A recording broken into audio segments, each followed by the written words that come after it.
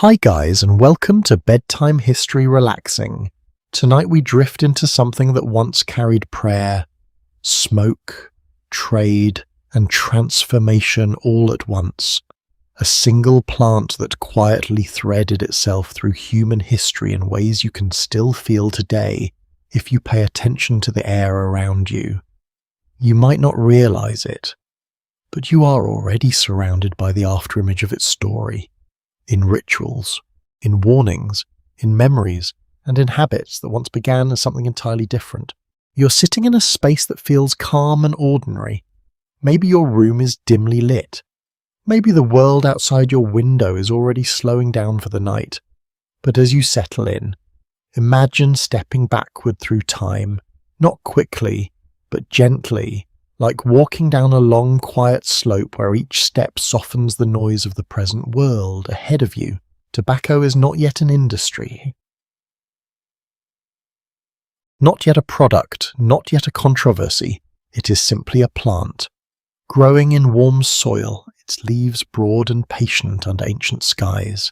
A mainstream historical fact tells us that tobacco was first cultivated and used by indigenous peoples of the Americas long before any European contact, forming part of daily life in certain regions as well as sacred ceremonial practice. But even this simple statement only scratches the surface. In some communities, tobacco was not consumed casually, it was treated as a bridge, something that carried intention, prayer, and respect upward into the unseen. You can almost picture it now. Smoke curling slowly into still air, dissolving into something that feels like listening. Historians still argue whether the earliest uses of tobacco were primarily medicinal, spiritual, or social in origin, because the evidence is layered through oral traditions, archaeological traces, and colonial reinterpretations that often blurred what they observed. You're not looking at a single origin story. You're looking at many overlapping meanings that existed at the same time. In one village, it might have been offered to spirits. In another, it might have been used to ease discomfort. And in another, it might have marked hospitality between guests. A quirky tidbit often mentioned by anthropologists is that early tobacco use sometimes involved forms that would feel unfamiliar today, including chewing, inhaling powdered forms, or blending it into ritual mixtures that were never intended for daily repetition. There is something almost strange about imagining this now, because the modern mind tends to associate tobacco with uniform habits. But in its earlier stages, it was highly variable, shaped by culture rather than commerce. You begin to notice how different the world feels before standardization. Nothing is yet mass-produced. Nothing is yet packaged. Every use of the plant is shaped by local understanding, local climate, and local belief. You can imagine small gatherings in sheltered spaces, people speaking softly, not because silence is required, but because attention itself is part of the ritual. The plant is present, but it is never separate from meaning. As you move deeper into this early world, the atmosphere becomes more textured. Smoke is not just a visual effect. It is part of communication. It drifts through air like a slow-moving language. It marks transitions between decisions, between prayers, between moments of reflection. And yet, even here, nothing is fully agreed upon. Scholars still debate whether tobacco's earliest cultural role was centered more on spiritual communication or on practical healing applications, because both interpretations appear repeatedly across different early societies. You might notice how easily the plant becomes symbolic. Anything that alters perception slightly, anything that changes breath or rhythm, tends to gain meaning beyond its physical properties. In this early setting, tobacco is not isolated. It is part of a wider relationship between humans and plants that includes food, medicine, and ritual substances that help define the boundaries of daily life. Time moves forward gently. You are still far from ships, far from empires, far from global trade. There is no sense yet that this plant will cross oceans or become a commodity that reshapes economies. For now, it remains grounded in place, deeply local, deeply familiar to the people who tend it, harvest it, and understand its seasons. You can almost feel the soil beneath your feet, warm and slightly damp, carrying the quiet persistence of growth. And yet, even in this early stillness, there is a sense of something larger waiting in the background, like a story that has not yet realized its own scale. The plant grows without knowing what it will become. The people who use it do not imagine it spreading far beyond their own world. Everything exists in a kind of contained balance, where meaning is shared within small circles rather than broadcast across continents.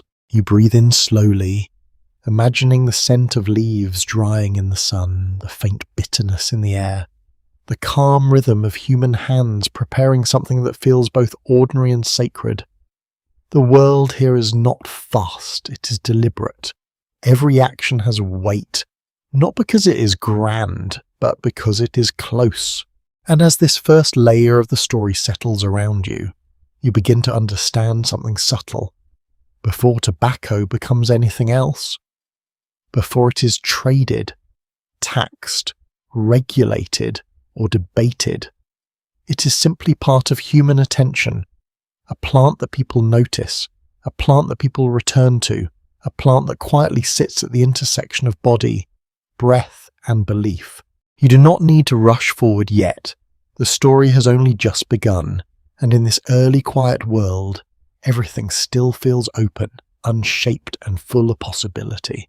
You stay within the quiet current of early time, but now the world around tobacco begins to feel less like a still image and more like a living network of breath, intention, and shared understanding. The plant is still rooted in soil, still shaped by climate and care, yet its meaning starts to stretch beyond individual hands. What was once local begins to gain subtle movement, not through force, but through repetition across many lives. You are no longer standing in a single village. Instead, you are drifting between many small communities across different landscapes of the Americas, each with its own interpretation of smoke and ritual. In one place, tobacco is folded into ceremonies that mark transition points in life. In another, it is offered quietly before decisions that affect families or leadership. In yet another, it becomes part of healing practices where breath, smoke, and intention are treated as connected forces rather than separate elements. A mainstream historical fact tells us that tobacco was widely integrated into indigenous ceremonial systems across both North and South America long before European contact, often serving roles that combined spiritual communication, social bonding, and medicinal practice. But what this fact does not fully capture is how fluid those roles were. You begin to sense that tobacco was never locked into a single definition. It adapted to context, like language spoken with different accents depending on who was listening. Historians still argue whether tobacco's early spread across the Americas happened primarily through independent cultural development in multiple regions, or through long-distance exchange networks that were more extensive than previously assumed. As you move through this layered world, you notice faint pathways of connection, not roads in the modern sense, but lines of interaction formed through trade, migration, and shared ceremonial knowledge. A quirky tidbit preserved in some ethnographic accounts describes how tobacco was sometimes treated with a level of respect that bordered on personification. In certain traditions, it was not simply used, but addressed, as if it held presence or awareness. You can imagine this in a quiet setting, where someone prepares leaves slowly, not rushing the process, as if acknowledging that the act itself carries meaning beyond utility. The air in these moments feels different. Smoke rises not as background detail but as central expression. It moves upward in soft spirals, dissolving into open space. And in that movement, people read meaning, direction, density, duration. All of it becomes part of interpretation. You begin to understand how something physical can become symbolic without losing its material presence. As you drift further, You notice that tobacco is also becoming part of social exchange. It is not only used in ritual, but also offered between individuals and groups as a sign of respect, trust, or agreement. In some communities, it functions almost like a language of reciprocity. To give tobacco is to acknowledge relationship. To receive it is to accept a shared moment of understanding. Nothing is rushed, everything is deliberate.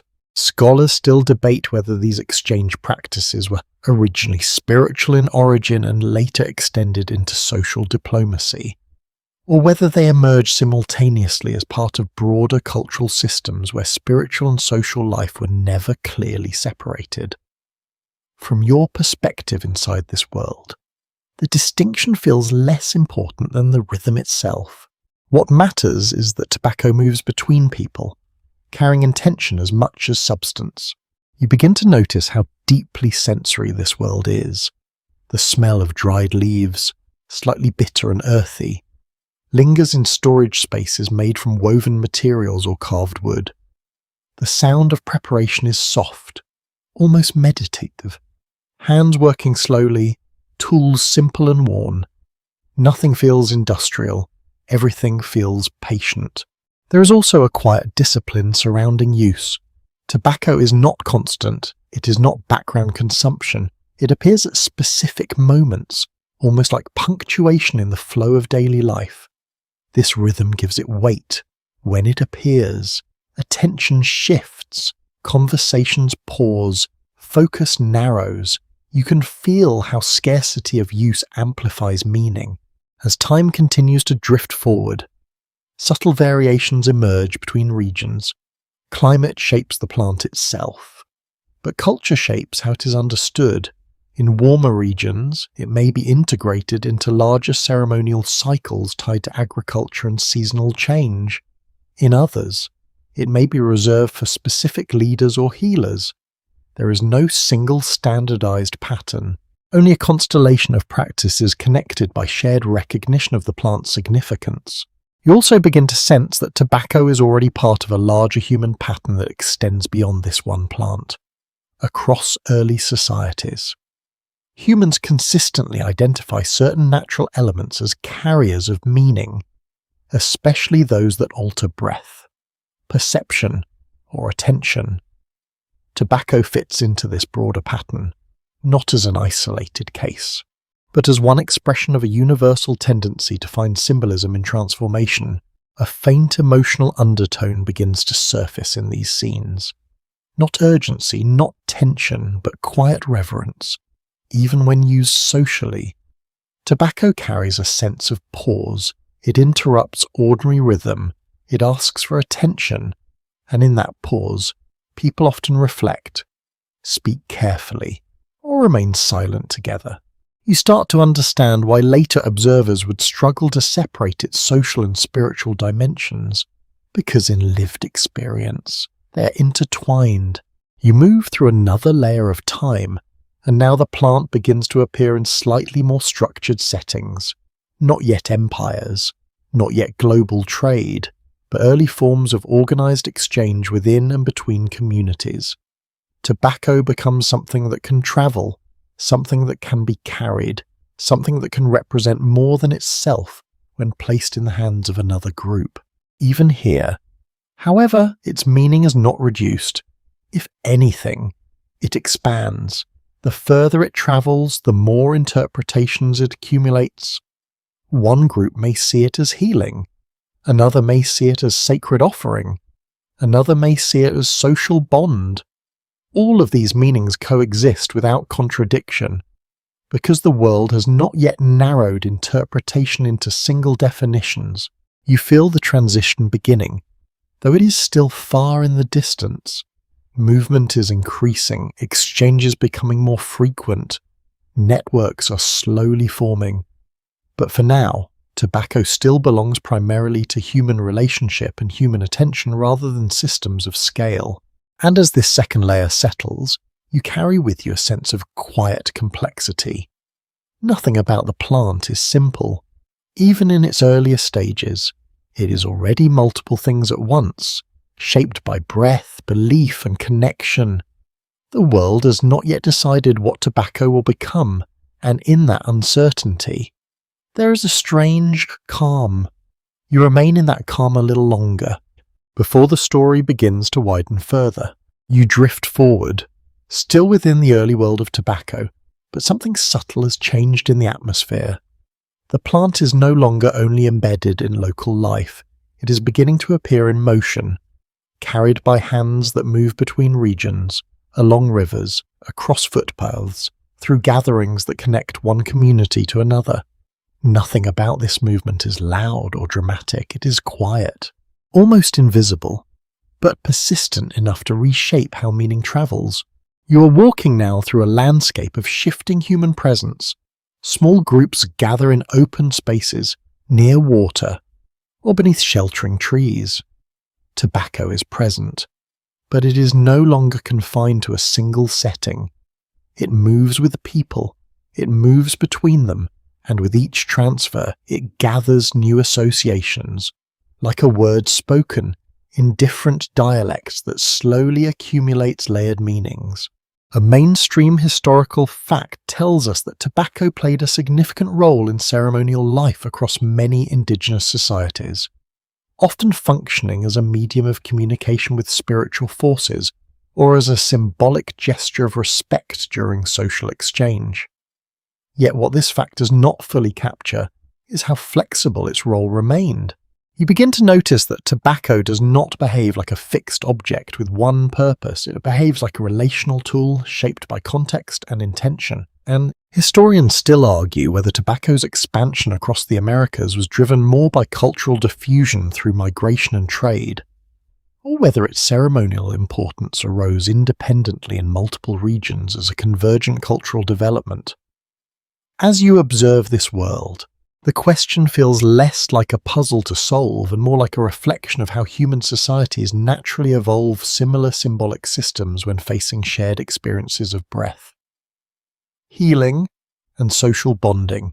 A quirky tidbit preserved in some early accounts suggests that tobacco was sometimes integrated into highly specific ritual sequences that required precise timing, where its preparation and use were embedded into longer ceremonial narratives. You can imagine this as a carefully unfolding process, where each step carries meaning and nothing is rushed or casual. The plant becomes part of a structured rhythm that guides attention itself. You begin to feel how deeply tobacco is tied to time, not clock time but lived time. Moments expand when it is present. Conversations slow, decisions take shape more carefully, even silence becomes meaningful. The plant does not simply occupy space, it reshapes how attention flows through that space. As you move deeper into this layered world, you notice that tobacco is also becoming part of relationship building between groups. It is offered during meetings, exchanges, and moments of negotiation. In these contexts, it carries weight beyond its physical form. It signals sincerity, it signals respect, it signals willingness to engage without conflict. You start to understand why it becomes so widely embedded in social interaction. It is not just substance, it is agreement made visible.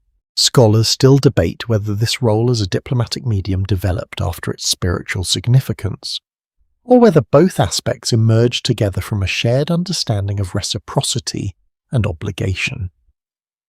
From your perspective inside this world, the separation feels artificial. Spirituality and social structure are not divided here. They flow into one another naturally, like currents within the same river. The environment around you feels increasingly connected. You are no longer in isolated pockets of use.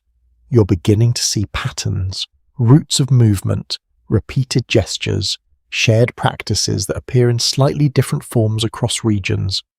Tobacco becomes a thread linking human behavior across distance, even when those distances are not fully defined in geographic terms yet. You notice how carefully the plant is handled. Leaves are selected with attention. Preparation is slow and deliberate. Storage is considered. Nothing about its use feels excessive. There is restraint, and that restraint gives it presence.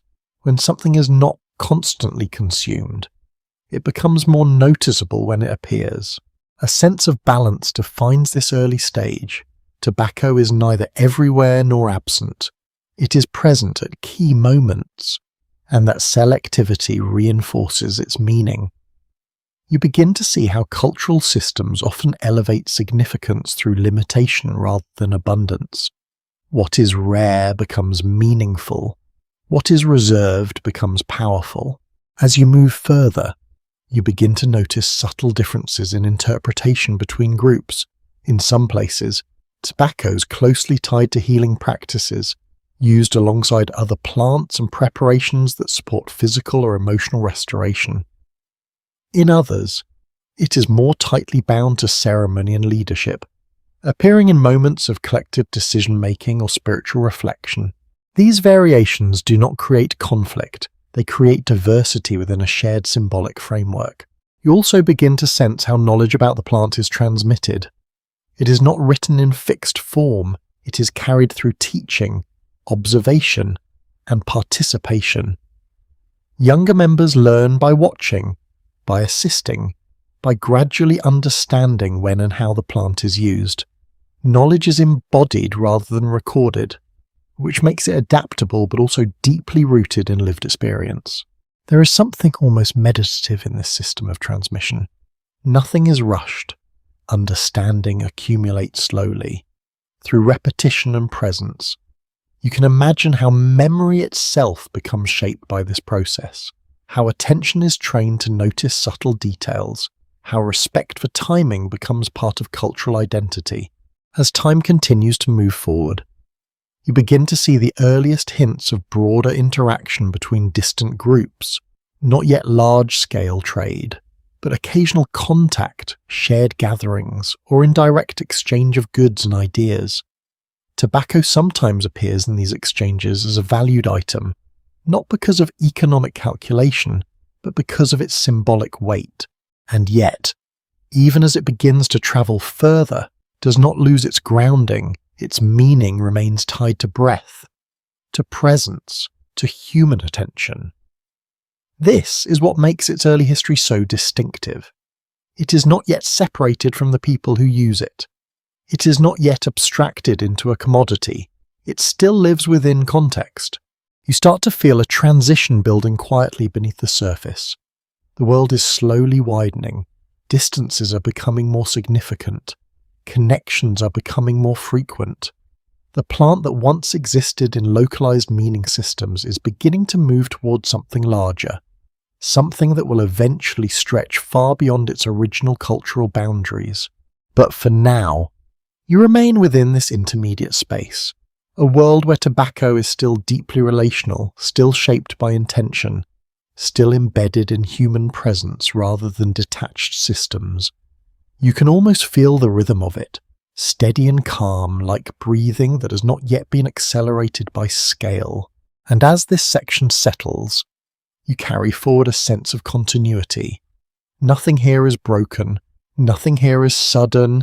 Instead, everything is gradually expanding, like a quiet horizon that keeps moving outward as you approach it. You continue moving forward through the widening currents of early tobacco use. But now something important has shifted in tone. The plant is no longer just circulating within relatively close cultural worlds. It is beginning to appear as something that can cross unfamiliar boundaries, carried by encounter, curiosity, an exchange between groups who do not yet share a common language of description for what it is. You find yourself in spaces where different communities meet, sometimes briefly, sometimes cautiously, often with carefully observed gestures. Tobacco is present in these encounters, not as a commodity in the modern sense, but as a gesture of respect. It is offered, received, or observed with attention that feels almost ceremonial even when no formal ritual is declared. You begin to see how objects gain meaning not only through use, but through the social situations in which they are shared. Across many regions of the Americas, tobacco continues to function as a medium of connection between individuals and groups. It appears in gatherings that mark alliances, in moments of reconciliation after conflict, and in quiet exchanges where trust must be established without extensive language. In these settings, the plant becomes less about consumption and more about acknowledgement, a physical expression of intent that does not require explanation. A widely accepted historical understanding recognizes that tobacco was deeply embedded in indigenous ceremonial and social systems long before external contact, often serving as a bridge between personal intention and collective meaning. Yet when you observe it within these transitional spaces, you notice something more fluid. Its meaning is not once fixed even within a single culture.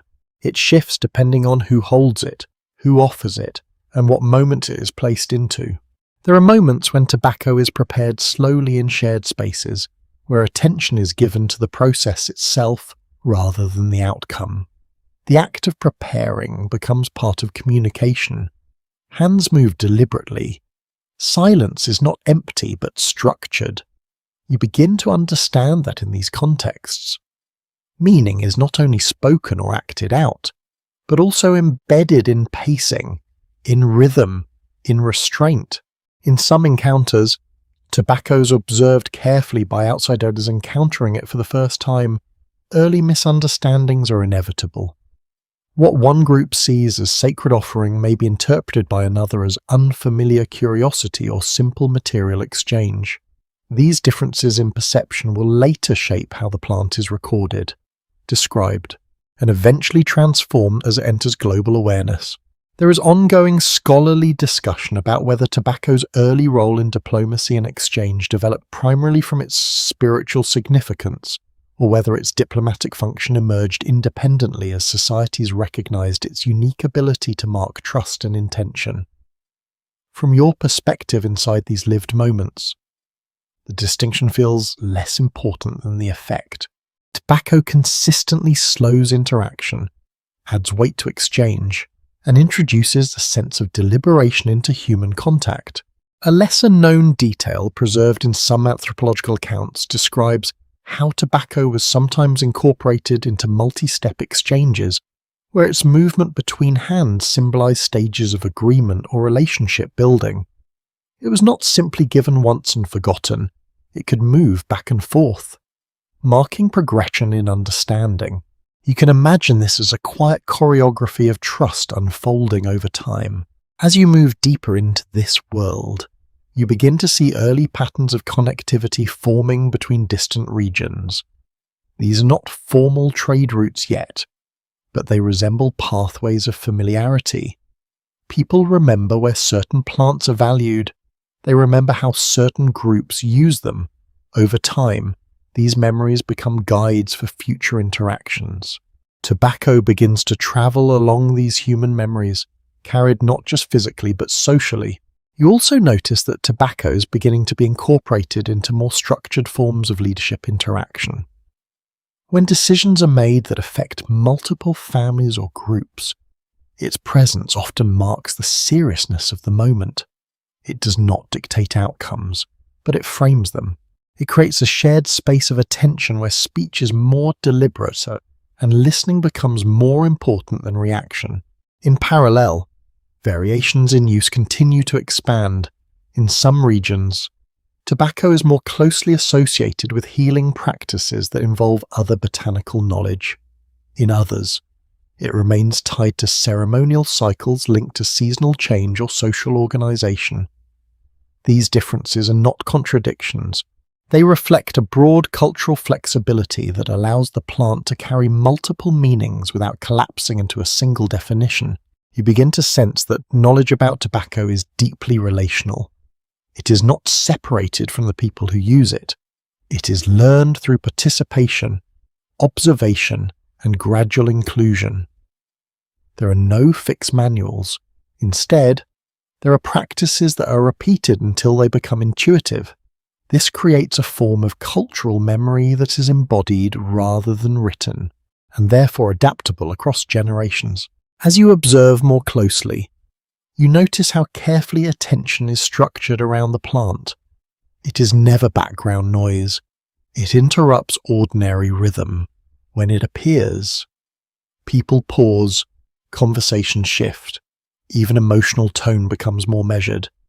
This interruption is not disruptive in a negative sense. It is organizing. It creates space for reflection and intention. There is also a subtle emotional quality that emerges around tobacco use in these early contexts. It is not excitement or urgency. It is something closer to grounded presence. People become aware of each other in a slightly heightened way, as if shared attention itself has been tuned. This quality helps explain why the plant becomes so widely integrated into social systems across diverse regions. At this stage, tobacco is still firmly rooted in human-scale interaction. It has not yet become abstracted into systems of large-scale production or global circulation. It remains embedded in face-to-face exchange, in small groups, in direct relationships between individuals and communities. Its meaning is still carried primarily through presence rather than representation. Yet even within this contained world, the potential for expansion is beginning to appear. Small movements between regions accumulate over time. Familiarity spreads gradually. The plant begins to be recognized beyond its original local contexts, not as a standardized product, but as a shared point of reference across distance. You can almost feel the tension between stability and movement. On one side, tobacco remains deeply local, tied to specific practices and meanings. On the other, it is slowly becoming mobile, carried by interaction and memory into new environments. This duality will eventually shape everything that follows in its history. For now, however, you remain within this careful balance. Nothing is accelerated, nothing is simplified. The world still moves at a human pace, where attention, intention, and relationship define the flow of experience. Tobacco exists within that flow as a quiet constant, present when needed, absent when not, always carrying more meaning than its physical form alone would suggest. And as this section gently closes, you carry forward the sense that something is beginning to widen in the distance, even if it has not yet fully revealed its shape. You begin to feel a subtle shift in the atmosphere of this long unfolding story, as if the horizon itself is slowly changing its texture. The world of tobacco is no longer confined to interconnected indigenous landscapes. Something distant is approaching, not yet visible in full form, but already altering the direction of movement across oceans and memory. You're still on familiar ground, yet the edges of this world are starting to loosen. You stand at the threshold of contact between entirely separate histories. On one side, tobacco remains embedded in ceremonial life, social exchange, and embodied knowledge. On the other side, an unfamiliar set of actors is approaching through maritime routes, driven by curiosity, navigation experiments, and expanding geopolitical ambition. The meeting point of these worlds has not fully arrived yet, but its pressure is already being felt. A widely recognized historical understanding notes that tobacco was among the first New World plants encountered by European explorers during their early voyages across the Atlantic. Yet this statement only describes the moment of recognition, not the depth of misunderstanding that would follow. When Europeans first observed tobacco use, they are not entering a neutral space of observation. They are interpreting something deeply contextual through entirely different cultural assumptions. You begin to drift into the moment of encounter itself. Wooden ships cut through unfamiliar waters, carrying crews trained in navigation, trade, and survival, but not in interpreting ceremonial plant use. When they first see tobacco being used, they register it as something strange, intriguing, and potentially valuable, but they cannot yet perceive the full cultural framework surrounding it. What they see is form without context.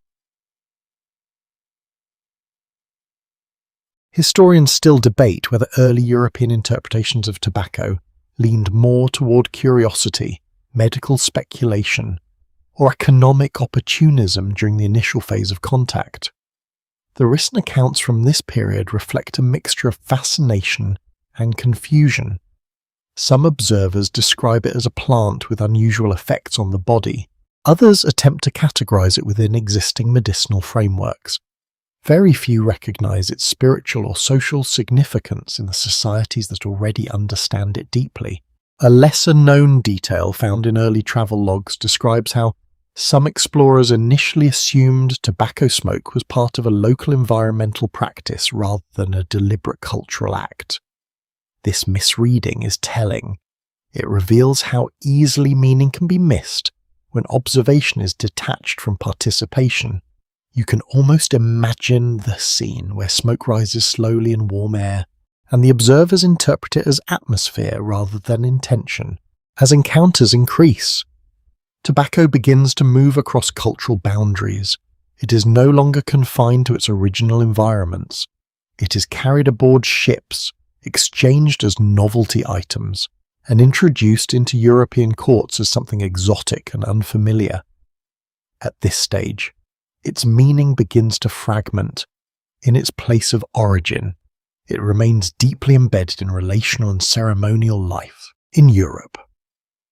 It begins to be redefined through curiosity, classification, and experimentation. Scholars still argue whether tobacco's rapid acceptance in Europe was driven more by genuine perceived medicinal value or by its status as an exotic novelty associated with distant lands. Early medical writings attempt to place it within familiar theories of bodily balance and humours.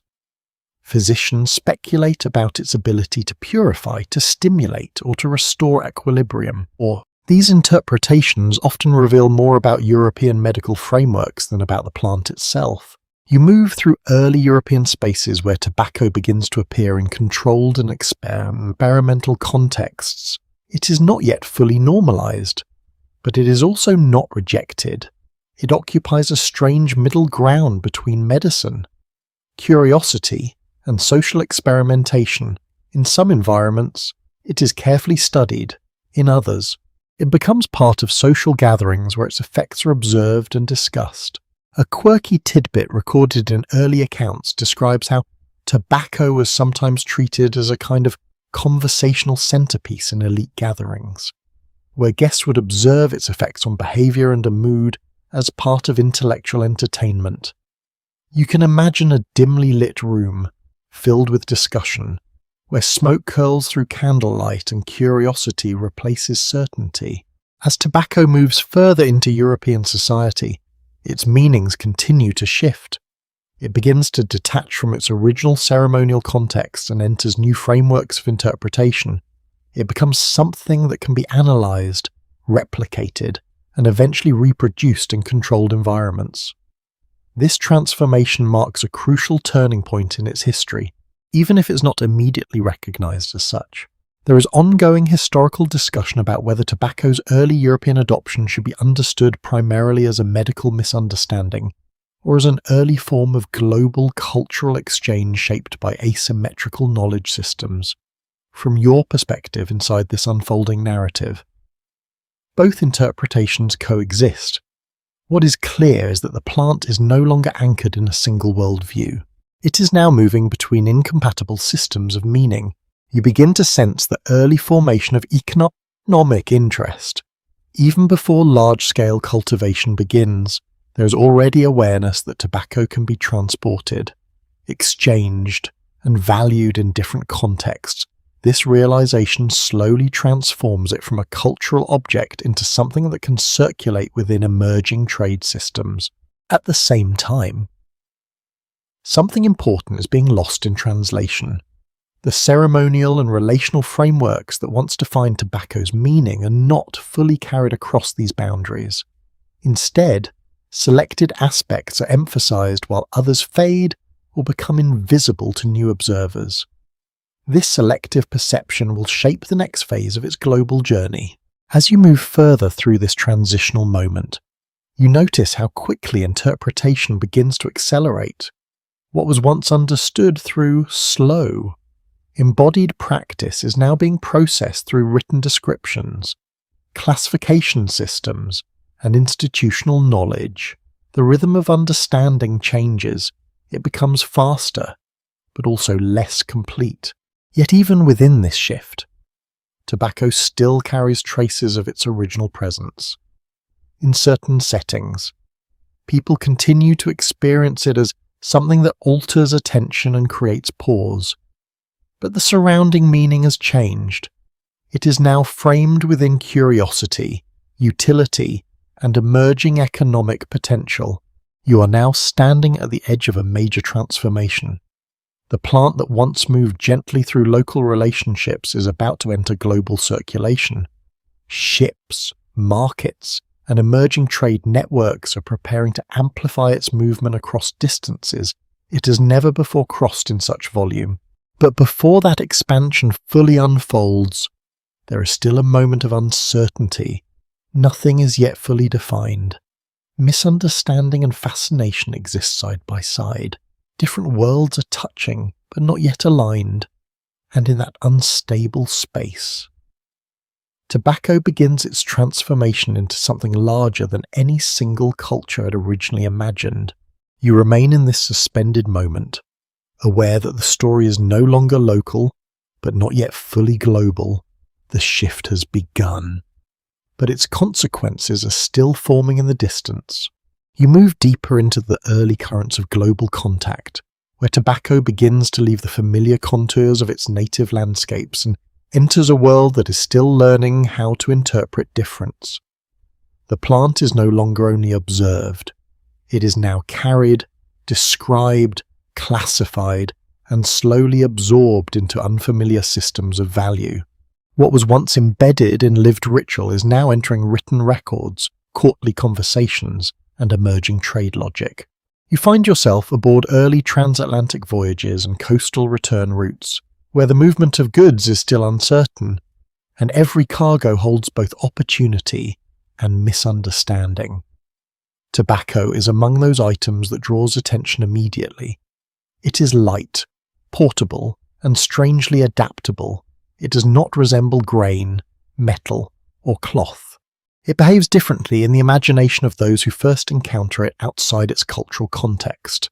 A widely recognized historical understanding notes that tobacco quickly spread from the Americas to Europe in the decades following early contact, becoming one of the earliest globally circulating New World plants. Yet what this summary flattens is the complexity of how it was received. It did not enter Europe as a single unified idea. It arrived as fragments of interpretation, shaped by observation without full cultural grounding. You begin to see how early descriptions struggle to stabilize meaning. Some accounts frame tobacco as a medicinal substance with unusual properties. Others treat it as a curiosity tied to foreign practices. Still others focus primarily on its sensory effects, attempting to categorize it through familiar European medical theories that revolve around balance, heat, dryness, and bodily humors. Each interpretation filters the plant through existing frameworks rather than engaging with its original cultural depth. Historians still argue whether tobacco's initial European adoption was driven more by genuine therapeutic experimentation or by its symbolic association with the novelty of distant lands. Early medical writings often reflect a sincere attempt to understand it within established systems, even when those systems were not equipped to fully explain its effects or cultural significance. A lesser-known detail preserved in some early European journals describes how tobacco was sometimes presented at court gatherings in carefully controlled demonstrations, where its effects were observed almost like a scientific curiosity. You can imagine the atmosphere: quiet rooms filled with expectation, observers watching closely, trying to translate unfamiliar sensations into known categories of thought. As tobacco enters aristocratic environments, its meaning begins to shift again. It is no longer simply a curiosity from distant lands. It becomes a marker of sophistication and access. To possess it is to signal connection to global exploration. To display it is to participate in the prestige of expansion. Even before large-scale production begins, symbolic value starts to attach itself to the plant. You begin to notice how quickly systems of interpretation reshape meaning. In its original context, tobacco was embedded in relationships, ceremony, and structured social exchange. In these new environments, it is increasingly separated from those frameworks and reassembled into categories of medicine, luxury and novelty. The transformation is not complete yet, but the direction is becoming clear. Scholars still debate whether early European fascination with tobacco should be understood primarily as scientific curiosity, or as a broader cultural response to the shock of encountering entirely unfamiliar botanical and social systems. From your position within this unfolding transition, both forces seem present. Curiosity and confusion move together, shaping early adoption in uneven ways. As circulation increases, tobacco begins to appear in more structured forms. It is prepared, stored, and transported in ways that make it easier to integrate into European consumption habits. This process is gradual, but it marks a key turning point. The plant is no longer only something observed in foreign lands. It is now being reshaped for use in new environments.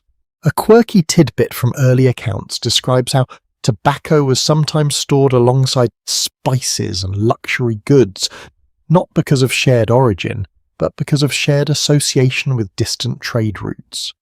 In this context, value is not only determined by function, but by the sense of geographical reach. The farther something has travelled, the more meaning it appears to carry. You begin to sense how global trade networks are slowly forming a new kind of perception. Distance itself becomes meaningful. Objects are no longer understood only by what they do, but also by where they come from. Tobacco benefits from this shift, as its origin becomes part of its identity in European imagination. At the same time, something more practical is beginning to take shape. Demand starts to grow beyond elite circles. What begins as aristocratic curiosity gradually filters into broader social layers. Tobacco becomes increasingly accessible, though still unevenly distributed. This early expansion lays the groundwork for future systems of cultivation and mass production. There is ongoing historical discussion about whether tobacco's early spread in Europe should be seen primarily as a top-down diffusion from elite courts, or as a more complex process involving multiple social layers simultaneously adopting and adapting the plant in different ways. From your perspective, it appears less like a single pathway and more like a branching network of adoption. As you move through this phase, you begin to notice the emergence of infrastructure, not yet industrial systems, but early logistical frameworks that make repeated movement of goods possible. Ships, ports, storage practices, and trading agreements begin to align in ways that support continuity. Tobacco moves more frequently, and each movement reinforces its presence in new environments. Yet even as it becomes more integrated, its original meanings continue to fade in translation. The ceremonial and relational dimensions that once defined its use are rarely fully transmitted. Instead, selected aspects are emphasized, particularly those that align with European frameworks of medicine. Novelty or prestige, the rest becomes distant, sometimes recorded, often misunderstood, and frequently simplified. You start to feel a subtle tension building between origin and transformation. Tobacco is becoming global, but in becoming global, it is also being redefined. Its identity is no longer singular. It is becoming layered, fragmented, and reassembled according to the needs of different systems. In some environments, tobacco is still treated with caution, observed carefully before being widely accepted. In others, it is rapidly embraced, especially where novelty and experimentation are valued. This uneven adoption creates a patchwork of meanings that coexist without full alignment. You can almost feel the early outlines of future expansion forming beneath the surface. Trade interest is increasing. Knowledge is circulating more widely. The plant is no longer confined to observation or limited use.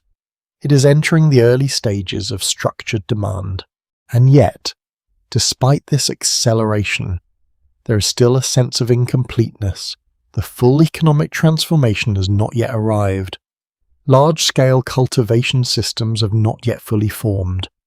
The plant still exists in a transitional state between cultural artifact and emerging global commodity. You remain in this delicate in-between moment, where meaning is still unstable and transformation is still unfolding. The world has not yet decided exactly what tobacco will become, but it is already clear that it will not remain where it started. You move further into a world that is no longer simply discovering tobacco, but actively trying to understand how it fits into existing systems of knowledge. The plant is now fully inside European intellectual space, where it is no longer just seen or exchanged, but analysed, argued over, and interpreted through competing frameworks of medicine, philosophy, and early scientific reasoning. The sense of curiosity remains strong, but it is now structured by institutions that seek to categorize everything they encounter. You find yourself in early medical environments where physicians, apothecaries, and scholars attempt to place tobacco within familiar models of the human body. These models are still shaped by older theories of balance, temperature, and bodily fluids, where health is understood as a state of equilibrium rather than a measurable biological system. Tobacco, with its stimulating and sometimes disorienting effects, becomes an object of intense debate within these frameworks. A widely recorded historical understanding shows that tobacco was quickly incorporated into early modern European medical thought soon after its arrival, often described as having purifying or restorative properties. Yet this statement hides the uncertainty behind those claims. What appears in official writings as confidence often masks a deeper instability in interpretation. Where observation and theory do not fully align, you begin to see how early practitioners experiment cautiously, observing how people react to the plant under different conditions. Some describe it as warming, others describe it as drying. Others still suggest it affects internal balance in ways that are difficult to consistently measure.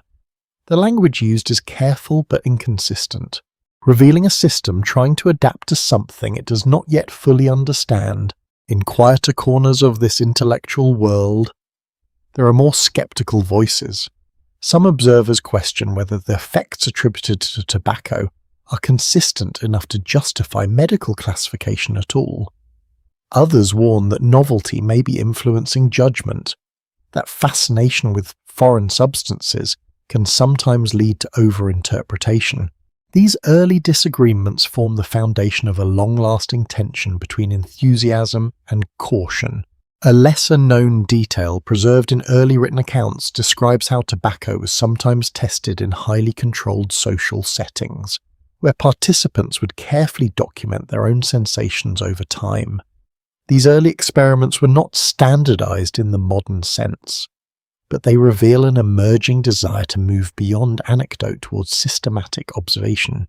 You can imagine rooms filled with quiet attention, where people attempt to translate bodily experience into language. As tobacco becomes more familiar, it also becomes more embedded in daily life outside formal medical discussion. It begins to appear in taverns, private homes, and social gatherings where its use is less about theory and more about habit formation. Pipes become common objects, not yet standardized industrial products, but personal items shaped by craft and regional variation. You notice how quickly social rhythm begins to shift around its presence. Moments of pause become more frequent. Conversations slow slightly when it is introduced. There is a shared recognition that its use alters attention, even if the interpretation of that alteration differs widely between individuals and groups. Some see it as calming, others see it as stimulating. Still others focus on its novelty rather than its effect. Scholarly debate continues to develop around whether tobacco's early European popularity was primarily driven by the medical endorsement or by social imitation among elite circles. From within this unfolding world, the distinction feels blurred. Medical language and social behavior reinforce each other, making it difficult to separate authority from adoption. A curious anecdotal report from early urban records notes that tobacco use sometimes became associated with reflective conversation, where individuals would gather not necessarily for consumption itself, but for the shared pacing it introduced into discussion. In these moments, the plant functions less as substance and more as structure, organizing how time is experienced collectively. As you move deeper into this phase, you begin to see the early formation of cultural normalization. What was once exotic is gradually becoming familiar. Familiarity reduces hesitation. Hesitation reduces resistance.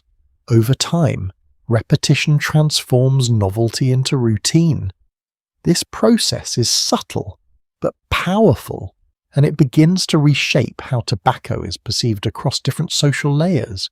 You also begin to notice that knowledge about tobacco is no longer confined to specialists. Information spreads through conversation, written pamphlets, and informal exchange. This diffusion creates variation in understanding. Different groups hold slightly different interpretations of what tobacco does and what it means. There is no single unified narrative. Instead, there is a growing plurality of descriptions. In academic circles, attempts are made to consolidate these observations into more coherent explanations, yet even here, certainty remains elusive. The plant resists simple categorization. It affects perception, behavior, and physiology in ways that do not always fit neatly into existing theoretical models. This resistance contributes to ongoing discussion rather than resolution. You can feel the tension between empirical observation and inherited theory. One is grounded in experience, the other in established frameworks. Tobacco sits at the intersection of both, forcing gradual adjustments in how knowledge itself is structured. This is not a sudden revolution, but a slow recalibration of understanding. Meanwhile, in everyday life, the plant continues to integrate itself into social rhythm. It becomes part of hospitality, part of leisure, part of informal interaction. It is no longer limited to curiosity or experimentation. It is becoming habitual. And habit changes perception in ways that are often invisible while they are happening. There are early indications that supply is beginning to respond to demand more systematically. Cultivation expands in certain regions, not yet as fully industrialized production, but as organized agricultural activity oriented toward external markets. This marks an important shift, because it begins to separate production from a local cultural context. You start to see how this separation alters meaning. When a plant is no longer only grown for local use but also for external distribution, its identity begins to shift. It becomes something that can be standardized, measured, and transported in larger quantities. These changes do not erase its earlier meanings, but they begin to layer new ones on top of them. Scholars still disagree on whether this transition should be understood as gradual cultural adaptation or as the beginning of a structural transformation in global trade logic. From your perspective, it appears as a slow accumulation of small changes that eventually create a fundamentally different system of circulation. A subtle detail from early trade documentation describes how tobacco shipments were often tracked with increasing care over time, reflecting its growing economic significance. Even before full industrialization, there is already a sense that this plant is becoming too important to be treated casually. Attention begins to shift from use to volume, from meaning to movement. As this section unfolds, you can feel the world of tobacco becoming more layered and complex. It is no longer only a plant, no longer only a ritual object, and no longer only a curiosity. It is becoming a point of convergence between medicine, social practice, and emerging economic systems. And within that convergence, something larger is beginning to form quietly in the background, setting the stage for expansion that will soon extend far beyond the boundaries of its early interpretations. You move forward into a world where tobacco is no longer a newcomer to European imagination, but a familiar presence slowly settling into the fabric of everyday life. The initial shock of encounter has faded. Curiosity is still present, but it is now accompanied by repetition, routine, and the beginnings of cultural normalization, What once felt foreign is starting to feel ordinary, and that shift changes everything about how the plant is understood. You find yourself in expanding urban spaces where tobacco is no longer confined to elite discussion or medical speculation. It is appearing in taverns, workshops, and homes where daily life unfolds at a steady, unremarkable pace. The plant is no longer something people only talk about. It is something they do. That shift from observation to habit is subtle, but historically significant. A widely documented historical understanding indicates that by the 17th century, tobacco use had spread rapidly across many parts of Europe, becoming embedded in both social life and emerging consumer culture. Yet what this overview does not fully reveal is how uneven that spread actually was. Adoption varied widely depending on region, class, and local norms, creating a patchwork of acceptance rather than a uniform transformation. You begin to notice how different social environments shape different forms of use. In some spaces, tobacco remains associated with conversation and leisure, often appearing in shared social settings where its presence structures interaction. In others, it becomes more individualized, integrated into personal routines that unfold quietly throughout the day. These variations reflect not only preference but also evolving cultural meanings. Historians still debate whether the rapid normalization of tobacco in Europe was primarily driven by elite imitation or by grassroots adoption among urban populations that gradually reshaped its social role. From your perspective within this unfolding environment, both dynamics appear to be operating simultaneously. Influence moves both upward and downward, creating feedback loops that accelerate acceptance. A lesser-known observation from early urban records describes how tobacco use sometimes functioned as a marker of a temporal pause within busy environments. In crowded streets or dense workplaces, the act of smoking or preparing tobacco created brief intervals of stillness, moments where social interaction slowed and attention narrowed. These pauses became part of daily rhythm without formal recognition. You start to feel how tobacco is no longer just an object of meaning, but also a tool that structures time.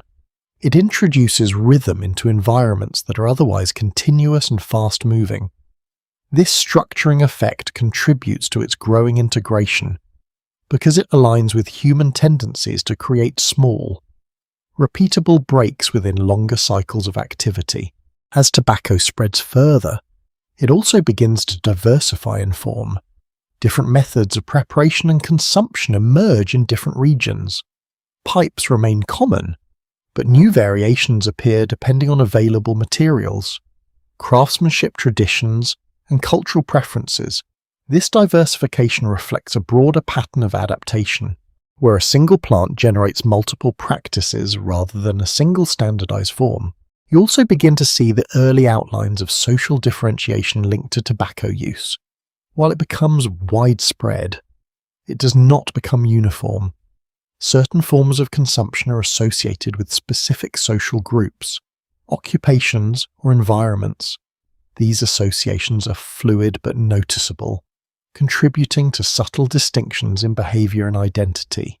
Scholarly discussion continues around whether tobacco's integration into European society should be understood primarily as cultural assimilation or as early consumer innovation driven by novelty and sensory experience.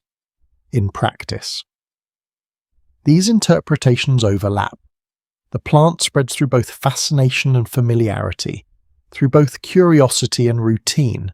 A curious detail preserved in early observational writings notes that tobacco use sometimes became integrated into conversational pacing, where speech and pause were structured around shared rhythms of attention. In these settings, silence was not absence but part of communication. The plant helped shape that rhythm without dominating it. You begin to notice how perception itself adjusts over time. What was once stimulating becomes background. What was once novel becomes expected. This shift in perception is not abrupt. It unfolds gradually through repetition.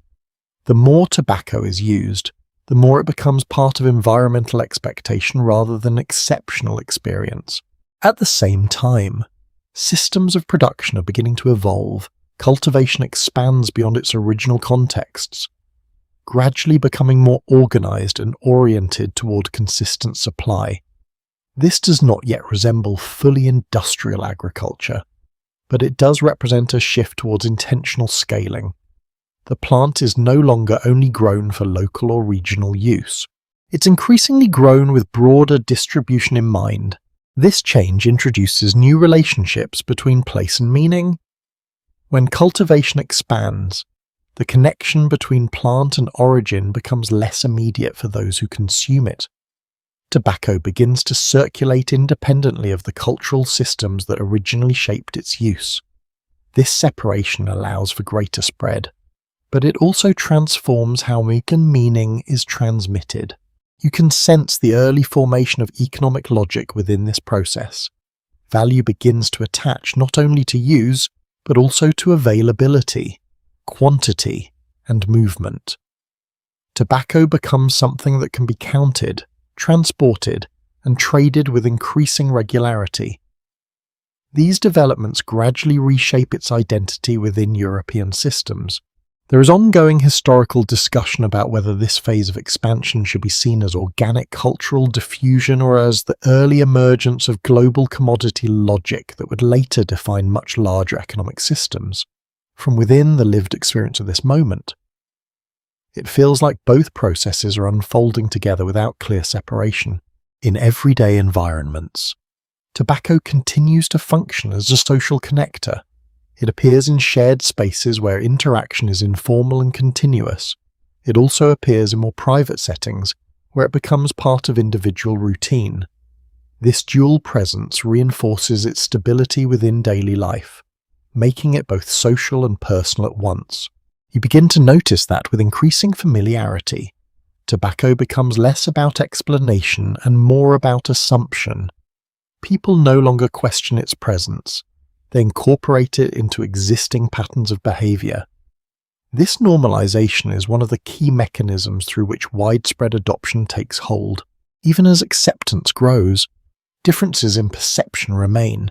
Some view it primarily as leisure, others as habit, others still as something with lingering medicinal associations. These overlapping interpretations coexist without resolution, reflecting the absence of a single unified framework. As this section progresses, you can feel the system around tobacco becoming more structured. Movement becomes more regular. Supply becomes more consistent. Use becomes more predictable. These patterns signal a transition from early adoption towards sustained integration within social and economic life. And yet, beneath this growing stability, the plant still carries traces of its earlier meanings. The ceremonial roots are not entirely gone. The sense of pause, attention, and ritual remains embedded within its use, even if it is no longer always recognized as such. Meaning does not disappear, it accumulates. You remain in this layered moment where transformation is both complete and incomplete. Tobacco is now fully part of everyday European life, but its deeper global transformation is still unfolding.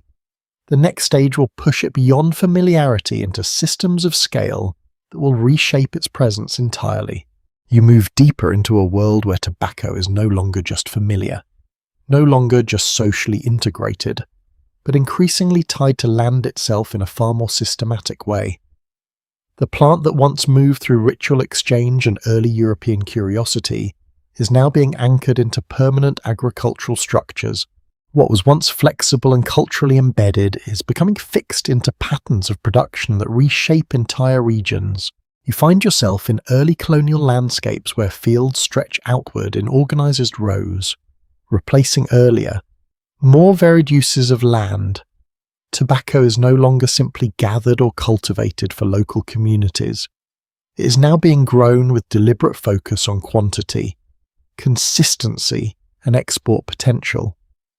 The rhythm of cultivation begins to define the rhythm of settlement itself. A widely acknowledged historical understanding points out that tobacco became one of the earliest major cash crops cultivated in colonial territories, particularly in regions such as Virginia, where it quickly shaped both economic structure and settlement expansion. Yet this summary does not fully convey how deeply the plant reorganized relationships between land, labor, and survival. You begin to notice how land is measured differently in this world. It is no longer only space for living or subsistence, it is now evaluated based on output potential.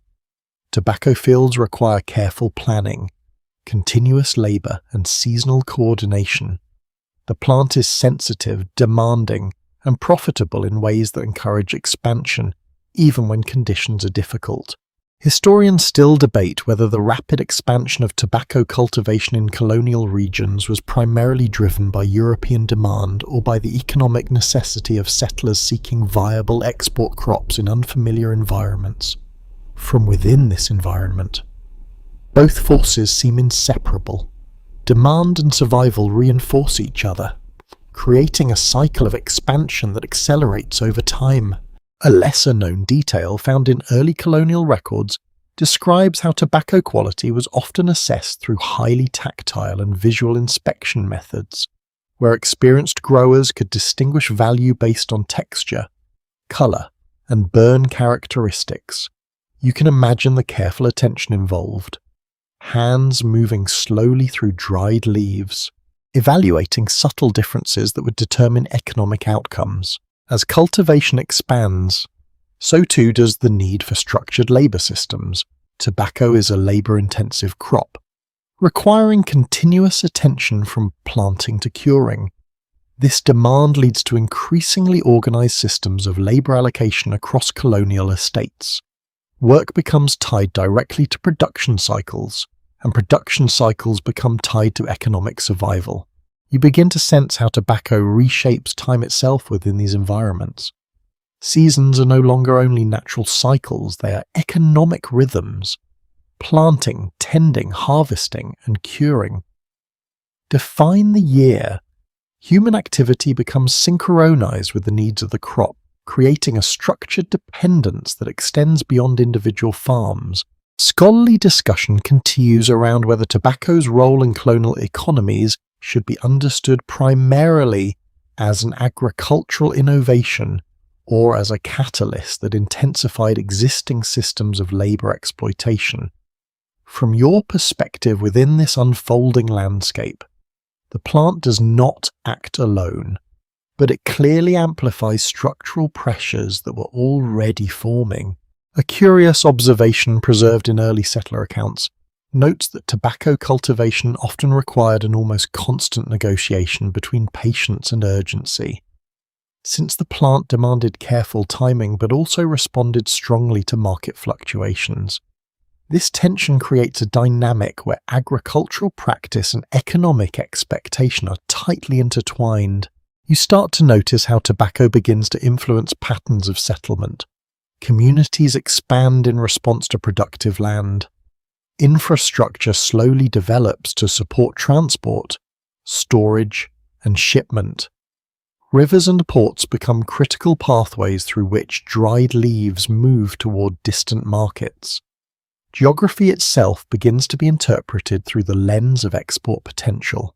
At the same time, tobacco begins to separate further from its original cultural meanings. In the colonial context, its ceremonial and relational origins are largely absent from daily agricultural practice. What remains is function, production, and exchange value. This separation marks a significant transformation in how the plant is understood across different worlds. You also begin to see how knowledge about tobacco becomes specialized. Cultivation techniques, curing methods, and grading systems develop into practical expertise passed through experience rather than formal theory.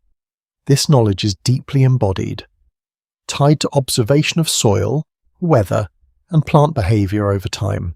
There is ongoing historical debate about whether tobacco's agricultural dominance in certain colonial regions emerged because of environmental suitability or because of economic structures that prioritized export crops over subsistence diversity. In lived terms, the outcome is visible in how land use becomes increasingly specialized and less diversified. As production scales up, tobacco begins to enter more formalized trade systems, is no longer just transported occasionally. It becomes a consistent commodity moving along established routes.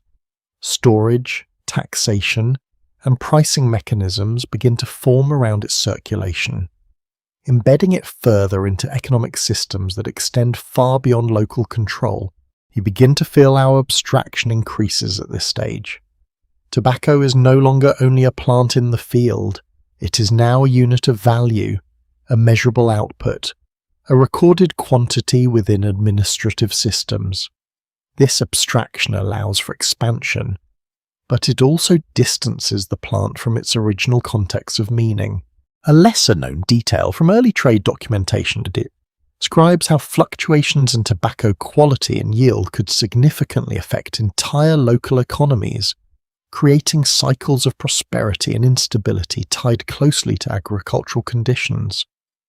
This sensitivity reinforces the plant's central role in shaping economic life. As you move through this world, you notice how human labor becomes increasingly structured around the demands of cultivation. Daily routines are shaped by the needs of the crop. Work is no longer only survival-based, but increasingly integrated into broader economic systems that extend across oceans. You also begin to see early signs of standardization. Efforts emerge to classify tobacco according to quality, weight, and type. These classifications make trade more predictable, but they also reduce variation in how the plant is understood. Diversity of interpretation begins to give way to systems of measurement. Despite these changes, remnants of earlier meaning still persist in subtle ways. The sense of care in cultivation, the attention to timing, and the embodied knowledge of plant behavior all carry echoes of earlier relationships between humans and tobacco. These traces remain even as the context changes dramatically. You remain within a moment of deep structural transformation. Tobacco is now fully embedded in agricultural economies, shaping land use, labor systems, and early global trade networks. Yet the full consequences of this transformation are still unfolding beyond the horizon of this section. And as you continue forward, the sense grows stronger that the plant is no longer simply part of human culture. It is becoming part of a larger system that connects distant regions through production, exchange, and dependency in ways that are only beginning to be understood. You move deeper into a world where tobacco is no longer simply grown, harvested, and exchanged within regional colonial economies. It is now fully embedded in systems of extraction, labor organization, and long-distance trade that stretch across oceans with increasing regularity. The plant has become more than an agricultural product. It has become a structural force shaping how distant regions connect and depend on one another. You find yourself along busy colonial ports where ships are loaded with carefully bundled tobacco leaves, stacked and packed with attention to weight, moisture, and quality. The air is thick with salt, wood, and dried plant matter. Everything feels measured now, as if even the movement of people is synchronized with the rhythm of export cycles. Tobacco is no longer only something grown. It is something processed, categorized, and dispatched. A widely recognized historical understanding shows that tobacco quickly became a foundational export commodity in several early Atlantic colonial economies, deeply influencing trade balances and transoceanic exchange networks. Yet this summary only captures the surface. Beneath it lies a far more complex restructuring of how labor, land, and value are organized around a single crop. You begin to notice how production has become increasingly dependent on structured systems of labor. Fields are no longer worked in small, flexible cycles tied to local needs. Instead, cultivation follows rigid schedules designed to maximize output consistency. This shift transforms not only agricultural practice but also the rhythm of daily life for those involved in production. In these environments, tobacco dictates time. Planting, maintenance, curing, and sorting form a continuous loop that leaves little separation between work and survival. The plant requires constant attention, and that requirement gradually reshapes entire communities around its demands. You can feel how deeply embedded this cycle has become in the structure of settlement life. There is ongoing historical discussion about whether the expansion of tobacco cultivation intensified pre-existing labour hierarchies or whether it actively reconfigured them into more rigid and economically driven systems from within the lived environment. What becomes clear is that the crop does not operate independently of social structure. Instead, it amplifies and organises it. A lesser-known detail from early port records describes how tobacco shipments were often subject to meticulous inspection upon arrival in European harbours, where officials evaluated not only quantity, but also texture, dryness, and leaf consistency. You can imagine the slow unfolding of bundles, the careful examination of material that has already travelled vast distances before reaching final markets. As tobacco moves through these systems, it begins to lose some of its earlier contextual meanings. The ceremonial and relational dimensions that once defined its use in indigenous societies are now largely absent from the language of trade. In their place, new categories emerge, focused on grade, weight, and commercial value. Meaning is increasingly translated into measurement. You start to sense how abstraction becomes a key feature of this stage. Tobacco is no longer primarily understood through direct experience of use or cultural significance. It is now represented through numbers, classifications, and financial records. This shift allows for large-scale coordination, but it also distances the plant from its original relational context. In parallel, global trade routes become more structured. Ships follow predictable paths, ports develop specialized infrastructure, and administrative systems emerge to regulate the flow of goods. Tobacco is one of the commodities that helps stabilize these early global networks, linking agricultural production in colonial regions to consumption centers across Europe. A curious observation preserved in maritime journals notes that tobacco cargoes were sometimes treated with exceptional care compared to other goods due to their sensitivity to moisture and spoilage. Sailors and merchants quickly learned that even small changes in storage conditions could affect value significantly. This created a culture of precision around handling the crop. You begin to notice how economic dependency starts to form in multiple directions. Colonial producers rely on European demand for stability, while European markets increasingly rely on colonial production for supply. This mutual dependence creates a feedback loop that strengthens the importance of tobacco within both systems. At the same time, knowledge about cultivation becomes increasingly specialized. Techniques for curing and drying are refined to meet market expectations. Small variations in process can produce large differences in quality classification. This encourages the development of localized expertise that is highly practical and closely guarded. Scholarly interpretation continues to vary on whether tobacco's dominance in early Atlantic trade should be seen primarily as an economic accident of suitability, or as a deliberate outcome of emerging global demand structures that favored certain crops over others. From your perspective within this evolving system, it feels like both environmental suitability and economic pressure are working together. You also begin to see how tobacco reshapes the physical landscape. Fields expand, forests are cleared, and settlements adjust to the demands of continuous cultivation. Land is no longer perceived primarily as shared environment or subsistence base. It is increasingly evaluated through productivity and export capacity. As production intensifies, so does administrative oversight. Records become more detailed. Taxes, duties, and regulations begin to form a framework that tracks tobacco from field to port to final market. This administrative layer adds another dimension to the plant's transformation. turning it into something that exists simultaneously in physical, economic, and bureaucratic spaces. And a lesser-known detail from early administrative documents describes how fluctuations in tobacco yield could influence entire regional budgets, creating economic sensitivity that extended far beyond agricultural communities. This interconnectedness reinforces the plant's central role in shaping early colonial economies. You begin to feel how deeply tobacco is now woven into systems of global exchange. It is no longer simply one crop among many. It is a stabilizing element in emerging transoceanic economies, linking distant regions through continuous cycles of production and consumption. Even so, traces of earlier meaning still linger in subtle ways. The plant's association with attention, pause, and ritual does not disappear entirely, but it becomes increasingly obscure beneath layers of commercial logic.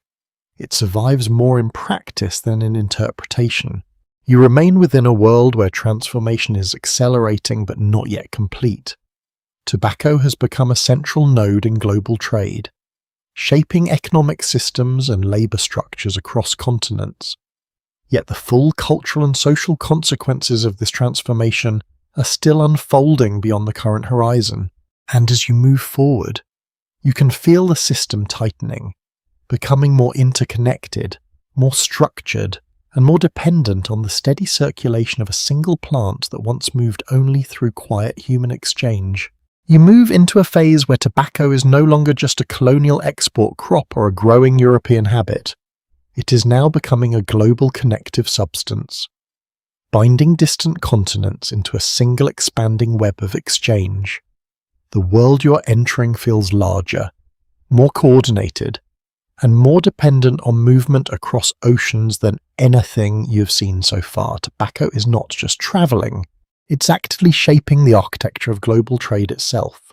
You find yourself in bustling maritime corridors where ships no longer move as isolated ventures but as part of increasingly regular commercial systems. Ports are becoming predictable nodes in a wider network, and tobacco is one of the key goods that keeps these routes economically alive. Every bundle of dried leaves represents not only agricultural labour, but also distance, risk, and coordination across vast geography. A widely acknowledged historical understanding recognises that tobacco quickly became one of the earliest globally traded cash crops, linking production zones in the Americas with consumption markets in Europe and beyond. Yet what this framing does not fully reveal is how tobacco helped normalise the idea that distant regions could be economically integrated through continuous commodity circulation rather than occasional exchange. You begin to notice how this system depends on repetition. Ships do not carry tobacco once, they carry it again and again, in cycles that reinforce expectations on both ends of the route. Producers anticipate demand, consumers anticipate supply. Over time, this anticipation becomes part of the system itself, shaping decisions long before actual goods are exchanged. In this environment, tobacco is no longer just a plant or even a product, it is a stabilizing unit within a larger economic rhythm. Its value is tied not only to its physical properties but to its reliability as a tradable commodity. That reliability becomes essential in early global trade systems, where uncertainty is still high and coordination is still developing.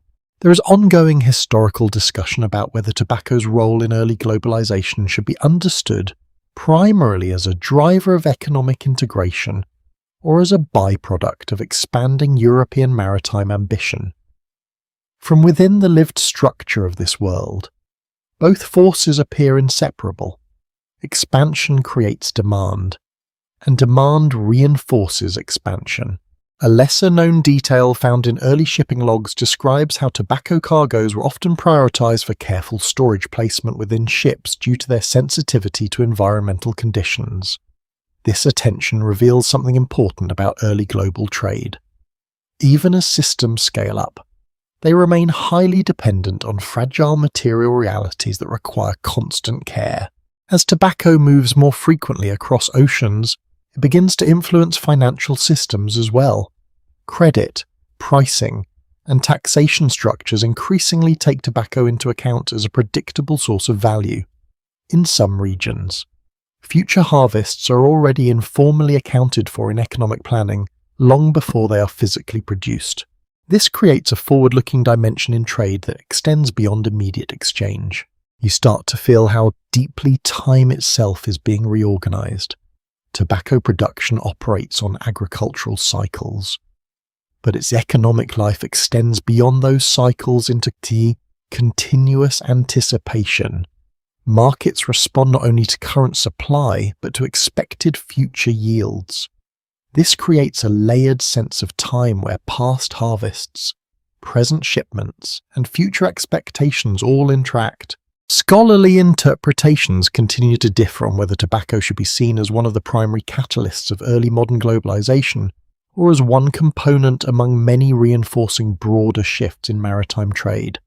From your perspective within this system, it functions less as an isolated cause and more as a highly effective medium through which globalization becomes structurally visible. A curious observation preserved in early merchant correspondence notes that tobacco quality was often discussed in surprisingly emotional language, with descriptions emphasizing smoothness, strength, or harshness in ways that go beyond strict measurement. You can imagine merchants trying to translate sensory experience into economic terminology, bridging subjective perception and standardized value. As the system expands, tobacco begins to influence not just trade routes but also administrative structures. Governments and trading companies develop increasingly formal mechanisms to regulate its production, taxation, and distribution. This includes detailed record keeping, inspection procedures, and early forms of standardized classification designed to ensure consistency across regions. You begin to see how this administrative layer transforms tobacco into something that exists simultaneously in multiple domains. It is a physical crop in the field, a processed commodity in storage, a financial unit in accounting systems, and a regulated good within emerging state frameworks. Each layer adds complexity to its identity. At the same time, cultivation continues to expand in colonial regions, reinforcing dependency between production zones and consumption centers. This dependency is not static. It evolves as demand increases and production techniques become more refined. Entire local economies begin to orient themselves around the stability of tobacco output. There is ongoing historical debate about whether this expansion should be understood as a natural outcome of agricultural profitability or as a structurally enforced specialization driven by global demand pressures. In practice, both interpretations seem to describe different aspects of the same process unfolding simultaneously. A lesser-known detail from early colonial correspondence describes how fluctuations in tobacco prices could create immediate social consequences in producing regions, affecting settlement stability, labor arrangements, and local decision-making. This sensitivity highlights how deeply economic systems have become intertwined with agricultural production. You also begin to notice how tobacco shapes cultural perception at a distance. In Europe and other consuming regions, it is increasingly understood through categories of quality, origin, and reputation. These categories simplify its diverse origins into recognizable labels that can be easily communicated within trade systems. As tobacco becomes more standardized, its earlier cultural complexity becomes less visible in global circulation. The meanings that once varied across indigenous societies are no longer part of the dominant narrative in trade contexts. Instead, value is defined through consistency, availability, and market reputation. Yet even within this transformation, subtle traces of its earlier presence remain: the sense of pause, attention, and structured social interaction that once defined its use still echoes faintly in how it is consumed and discussed. Even if those origins are no longer widely acknowledged in trade systems, you remain in a world where tobacco is now fully embedded in global circulation. It connects continents, stabilizes early financial systems, and reinforces patterns of production and consumption that are becoming increasingly interdependent. The plant is no longer peripheral, it is structurally central to how this emerging global economy functions, and as you move forward, you can feel the system becoming even more tightly connected, as tobacco continues to move through expanding networks that are slowly reshaping the very idea of distance, value, and exchange. You move into a stage of the story where tobacco is no longer just a global commodity moving through expanding trade networks. It is now becoming a cultural symbol layered onto social identity, status, and power. The plant has travelled so widely that it is no longer defined only by where it is grown or consumed. It is increasingly defined by how it is displayed, who uses it, and what it signals within society. You find yourself in European cities where tobacco use is no longer a novelty or an experimental practice. It has become embedded in everyday life, but in very different forms depending on social class, setting, and local tradition. In some environments, it is casual and routine. In others, it is carefully shaped into rituals of refinement and status. The same plant now carries multiple social meanings at once. A widely recognized historical understanding shows that tobacco consumption in early modern Europe evolved into distinct cultural practices, including pipe smoking, snuff-taking, and cigar use, each associated with different social environments. Yet what this overview does not fully capture is how these forms of consumption became markers of identity and belonging within increasingly stratified societies. You begin to notice how objects associated with tobacco use become important in their own right. Pipes, snuff boxes, and later specialized tools are no longer just functional items. They become expressions of craftsmanship, wealth and personal style. Materials, design, and ornamentation begin to matter almost as much as the tobacco itself. There is ongoing historical discussion about whether the diversification of tobacco consumption practices in Europe was primarily driven by cultural innovation or by commercial adaptation to different social markets from within this environment. Both processes appear to reinforce each other. Cultural preference shapes production, and production availability shapes cultural preference. A lesser-known detail preserved in early material culture studies notes that some tobacco-related objects were commissioned as highly personalized items, reflecting individual identity and social status. You can imagine finely crafted boxes or pipes passed through skilled artisans, each detail reflecting not only function but also symbolic meaning. As tobacco becomes more embedded in social life, it also becomes more visible in public and semi-public spaces. It appears in coffee houses, taverns, salons, and private gatherings where discussion, commerce, and leisure intersect. These spaces become important centers of information exchange, where ideas circulate alongside smoke. You start to feel how tobacco begins to structure social interaction in subtle but persistent ways. It creates shared rhythms of pause and engagement. Conversations unfold differently when it is present. There are moments of silence that feel intentional rather than empty. These patterns gradually become part of social expectation. At the same time, tobacco begins to acquire stronger associations with status and identity. In some contexts, its use signals sophistication or access to global goods. In others, it is more widely distributed but still carries symbolic meaning tied to modernity and participation in broader cultural trends. Scholarly interpretations continue to vary on whether tobacco's transformation into a social symbol was primarily a result of elite adoption that filtered downward or a broader cultural process where multiple social groups simultaneously shaped its meaning. From your perspective within this unfolding system, both dynamics appear deeply interconnected. A curious observation from early urban records describes how tobacco use sometimes became part of conversational etiquette, where the timing of lighting, passing, or pausing with a pipe subtly influenced the rhythm of dialogue. You can imagine how social interaction begins to synchronize with material objects in ways that are not explicitly planned but gradually learned. As tobacco spreads across different social environments, it also begins to diversify in meaning across regions. In some places, it remains associated with leisure and conversation. In others, it becomes more closely tied to individual habit and routine. These differences reflect not only cultural variation, but also the adaptability of the plant to different social structures. You begin to notice how consumption is no longer just about the plant itself, but about context. The same act can carry different meanings depending on setting, company, and intention.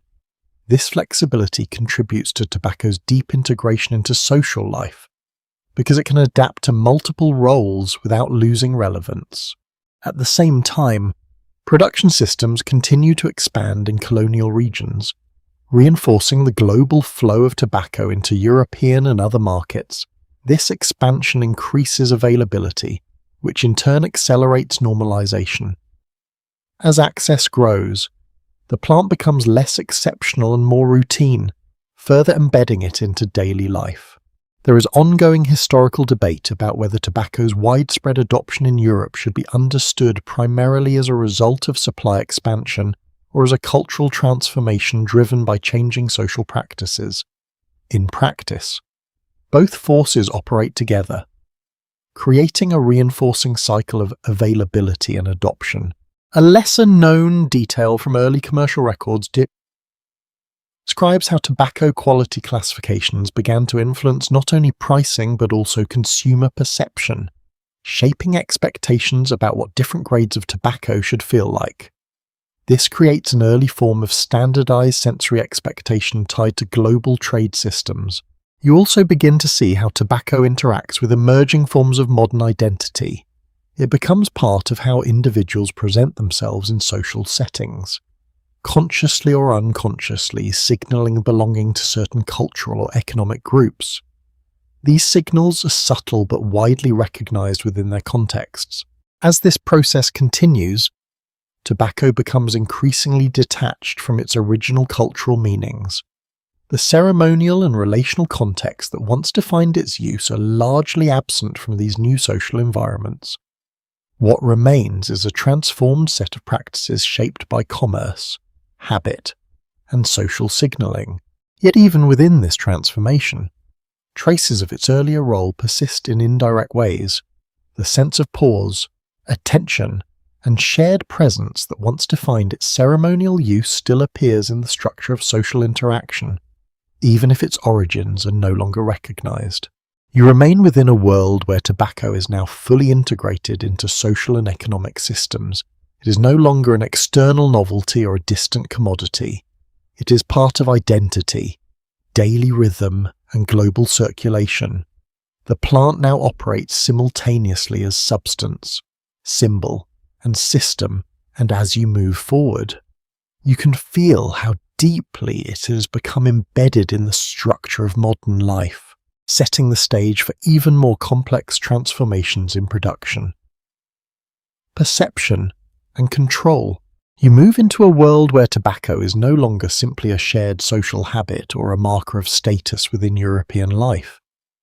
It has now begun to fragment into highly specialized cultural expressions, each shaped by the geography, class structure, and evolving aesthetic preference. The plant is still the same biological substance, yet its social life has multiplied into distinct forms that carry different meanings depending on where and how it appears. You find yourself in refined interior spaces where tobacco is no longer casually consumed but carefully curated. In aristocratic salons and formal gatherings, the act of use becomes part of a broader performance of refinement. The room itself is designed for conversation, with controlled lighting, deliberate acoustics, and an atmosphere that encourages measured speech. Tobacco enters this environment not as disruption, but as enhancement of rhythm.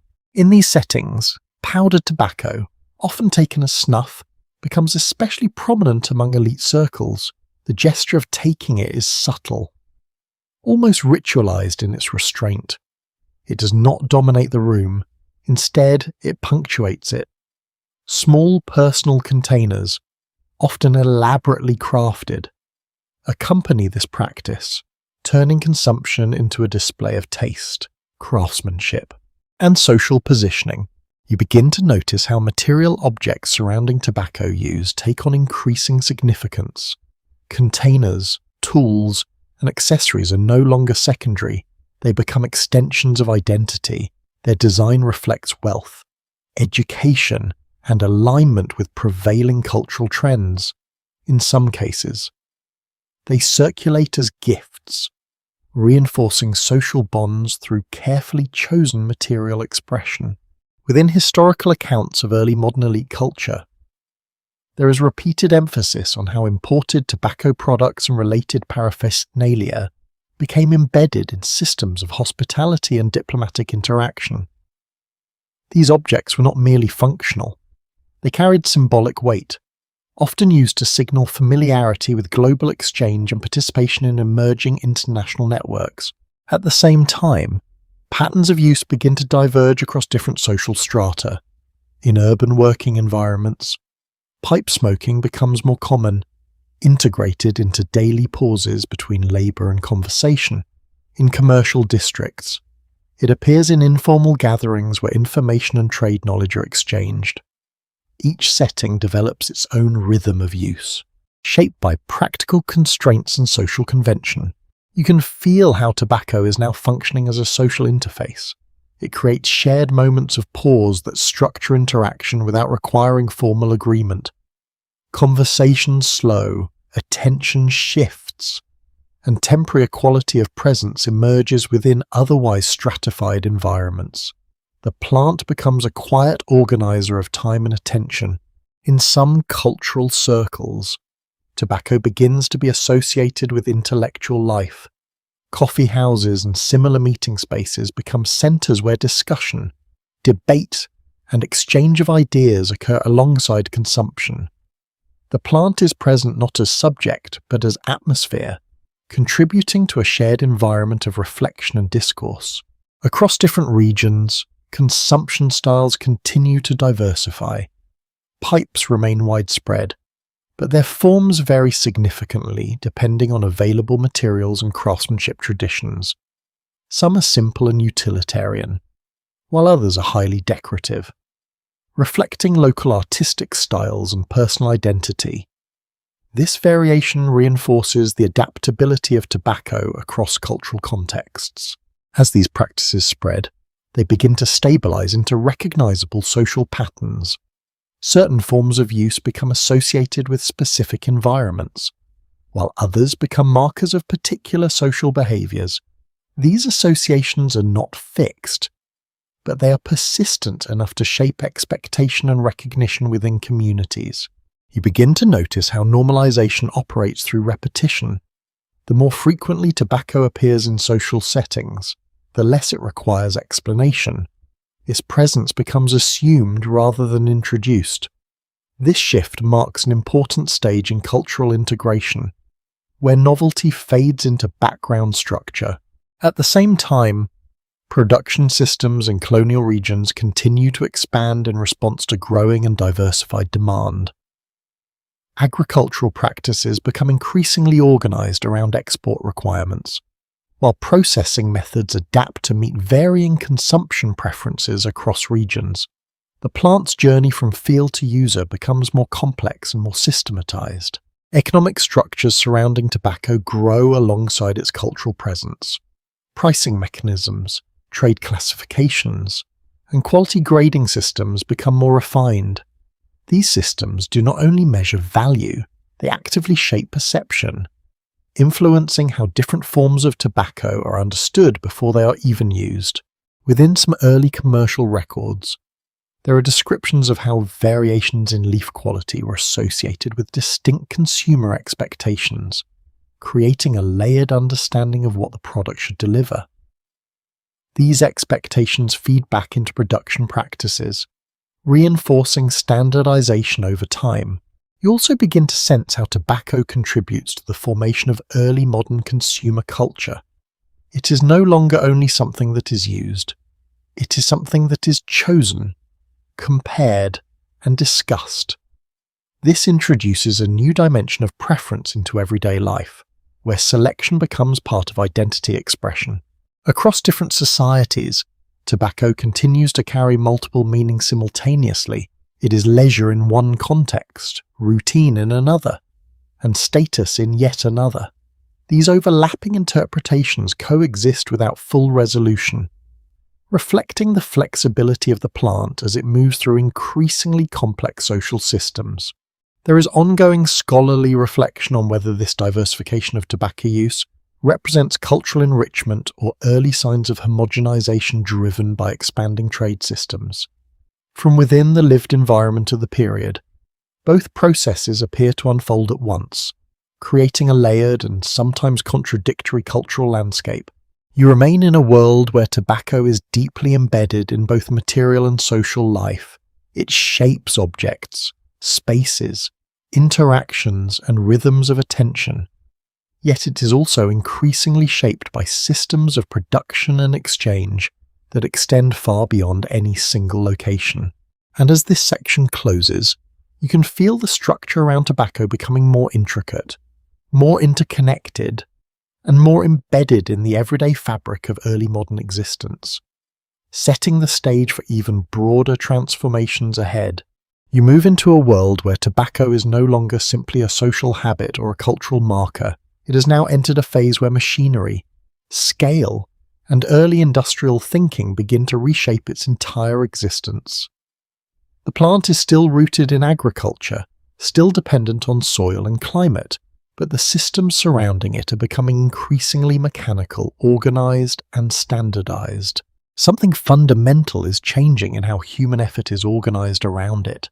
You find yourself in early industrial landscapes where production is no longer centered solely in small farms or localized colonial estates. Instead, processing begins to concentrate in specialized spaces where tobacco is prepared for broader and more consistent distribution. These environments feel different. They are structured, repetitive, and increasingly governed by efficiency rather than tradition. A widely established historical understanding highlights that the Industrial Revolution dramatically transformed tobacco production and consumption by introducing mechanized processes that increased output and reduced the time required for preparation. Yet what this overview does not fully capture is how this mechanization gradually altered the relationship between human labor and the product itself. You begin to notice how manual processes that once required careful individual attention are increasingly divided into smaller, repetitive tasks. Instead of one person overseeing the full transformation of raw leaf into finished product, the work is separated into stages. Each stage becomes specialized, and specialization creates dependence on coordination rather than individual knowledge. In these environments, rhythm replaces craft. The work is no longer defined primarily by personal skill but by synchronization with systems of production. You can feel how this shift changes the atmosphere of labor spaces. The focus is less on interpretation of material and more on maintaining consistent output. Within historical analysis of early industrial economies, there is repeated attention to how tobacco became one of the commodities most suited to early mechanization due to its demand stability and adaptability to standardized processing. Yet from within the lived experience of this transition, the more striking change is how human labor becomes increasingly aligned with mechanical repetition. You begin to sense how this restructuring affects perception of time. Work is no longer organized solely around natural cycles such as seasons or daylight. Instead, it becomes organized around production schedules, quotas, and continuous workflow. Time itself becomes segmented into units of output. A lesser-known observation from early factory records describes how workers in tobacco processing facilities often developed highly precise sensory awareness of texture, moisture, and consistency, even as their tasks became more repetitive.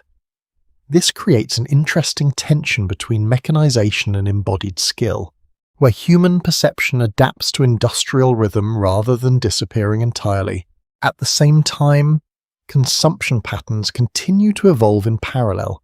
Tobacco is no longer only consumed in traditional pipes or social gatherings. New forms emerge that align with industrial production capabilities. These forms are designed for portability, consistency, and ease of use, reflecting the growing influence of mass production on everyday habits. You begin to notice how standardization changes expectation. When products become uniform, consumers begin to anticipate consistency rather than variation. This shift has subtle effects on perception, as differences between individual batches become less important than adherence to expected characteristics. Scholarly interpretation of this period often emphasizes the relationship between industrialization and the creation of mass consumer markets. Tobacco serves as a clear example of how production systems and consumption habits evolve together, each reinforcing the other. Increased output enables wider distribution, which in turn stabilizes demand. There is ongoing discussion about whether tobacco's industrial transformation should be understood primarily as technological progress, or as a deeper restructuring of economic and social relationships around standardized commodities. From within the environment of this transition, both interpretations appear interwoven and inseparable. You also begin to see how branding and early commercial identity start to emerge. As products become more uniform, differentiation shifts from physical variation to symbolic distinction. Packaging, naming, and visual design begin to influence how tobacco is perceived before it is even used. A curious detail from early commercial archive notes that some producers began experimenting with distinctive markings and packaging styles to distinguish their products in increasingly competitive markets. This marks an early stage in the development of consumer recognition systems that extend beyond the physical product itself. As tobacco becomes more industrialized, its global circulation also intensifies. Transportation networks expand, connecting production centers with urban consumption markets more efficiently than before. Railways and steam-powered shipping begin to reduce the time between production and consumption, increasing the speed of global exchange. You can feel how acceleration becomes a defining feature of this stage. Not only is more tobacco being produced, but it is also moving more quickly through increasingly complex distribution systems. This acceleration changes how value is perceived, as speed itself becomes part of economic efficiency. At the same time, labor conditions become more tightly structured. Factory environments require coordination of large numbers of workers performing specialized tasks. This creates new forms of organization that depend on discipline, repetition, and adherence to schedule. Work becomes less individualized and more system-driven. Within historical labor studies, there is frequent attention to how industrialization altered the relationship between workers and the materials they handled. Tobacco processing illustrates this clearly. As the material is broken down into standardized forms that require less interpretive engagement and more consistent execution of task sequences, you begin to sense how separation increases between production and consumption. Consumers are increasingly distant from the sites of cultivation and processing. The plant itself moves through multiple layers of transformation before reaching its final form, each layer adding distance between origin and use. Despite these changes, traces of earlier practices still remain embedded in certain aspects of production. Some stages of processing still rely on sensory judgment, especially in assessing quality. Human perception remains important even within mechanized systems, suggesting that full automation has not yet replaced embodied knowledge. There is ongoing scholarly reflection on whether this phase of tobacco history represents a complete shift from craft to industry, or a hybrid system where traditional knowledge persists within industrial frameworks. From your perspective, the transition feels incomplete. With older forms of knowledge still embedded within new structures, You also begin to notice how tobacco increasingly functions within global economic systems as a stable commodity that supports financial planning and trade forecasting. Its predictability makes it valuable within emerging systems of industrial capitalism, where consistency and volume are essential. As this section unfolds, tobacco is no longer just a plant, a habit, or even a commodity. It has become a fully integrated industrial product, shaped by machinery, standardized processes, and global distribution networks. Yet even in this transformation, it remains connected to its agricultural origins, maintaining a continuous thread back to the land. And as you move forward, you can feel how deeply the industrial structure has now taken hold, setting the stage for even broader transformations in communication, advertising, and global consumption patterns that are still ahead. You move into a world where tobacco is no longer defined primarily by fields, factories, or even trade routes. It is now being reshaped by perception itself. The plant has entered a new environment where meaning is actively constructed through persuasion, imagery, and repetition. What once depended on geography and production now depends increasingly on communication and influence. You find yourself in rapidly modernizing cities where printed media begins to dominate public attention. Newspapers, posters, and illustrated advertisements fill urban spaces with constant visual messaging. Tobacco is no longer just something people encounter in markets or social settings. It is something they see repeatedly in public imagination, presented in carefully constructed forms designed to attract attention and shape desire. A widely recognized historical understanding shows that the late 19th and early 20th centuries marked a turning point in tobacco history, when mass advertising began to play a central role in expanding consumption and normalizing smoking across diverse populations. Yet what this summary does not fully express is how deeply this shift altered the relationship between product and perception. You begin to notice how imagery becomes as important as the substance itself. Tobacco is no longer only evaluated through taste or experience. It is increasingly associated with lifestyle, identity, and aspiration. Visual representation begins to define expectation before any physical interaction occurs. In these environments, advertising does not simply inform, it constructs narratives. Tobacco is placed within scenes of sophistication, relaxation, confidence, or modernity. These scenes are not neutral. They are carefully designed to link the product with emotional states and social ideals that extend beyond its material properties. There is ongoing historical discussion about whether the rise of tobacco advertising should be understood primarily as a reflection of industrial overproduction seeking new markets, or as a deliberate cultural strategy that transformed consumption into identity formation. From within this world, both forces appear deeply intertwined. A lesser-known detail from early advertising archives describes how tobacco imagery was often tested and refined based on audience response, even in its early forms. This suggests that communication strategies were already becoming experimental, adapting visual language to psychological patterns of attention and aspiration. You also begin to see how tobacco becomes embedded in emerging celebrity culture. Public figures, performers, and later film actors are increasingly associated with smoking imagery. This association reinforces the idea that tobacco use is not just habitual, but expressive, tied to personality and public presence. As mass media expands, repetition becomes a powerful force. The more frequently tobacco appears in public imagery, the more normalized its presence becomes in everyday imagination.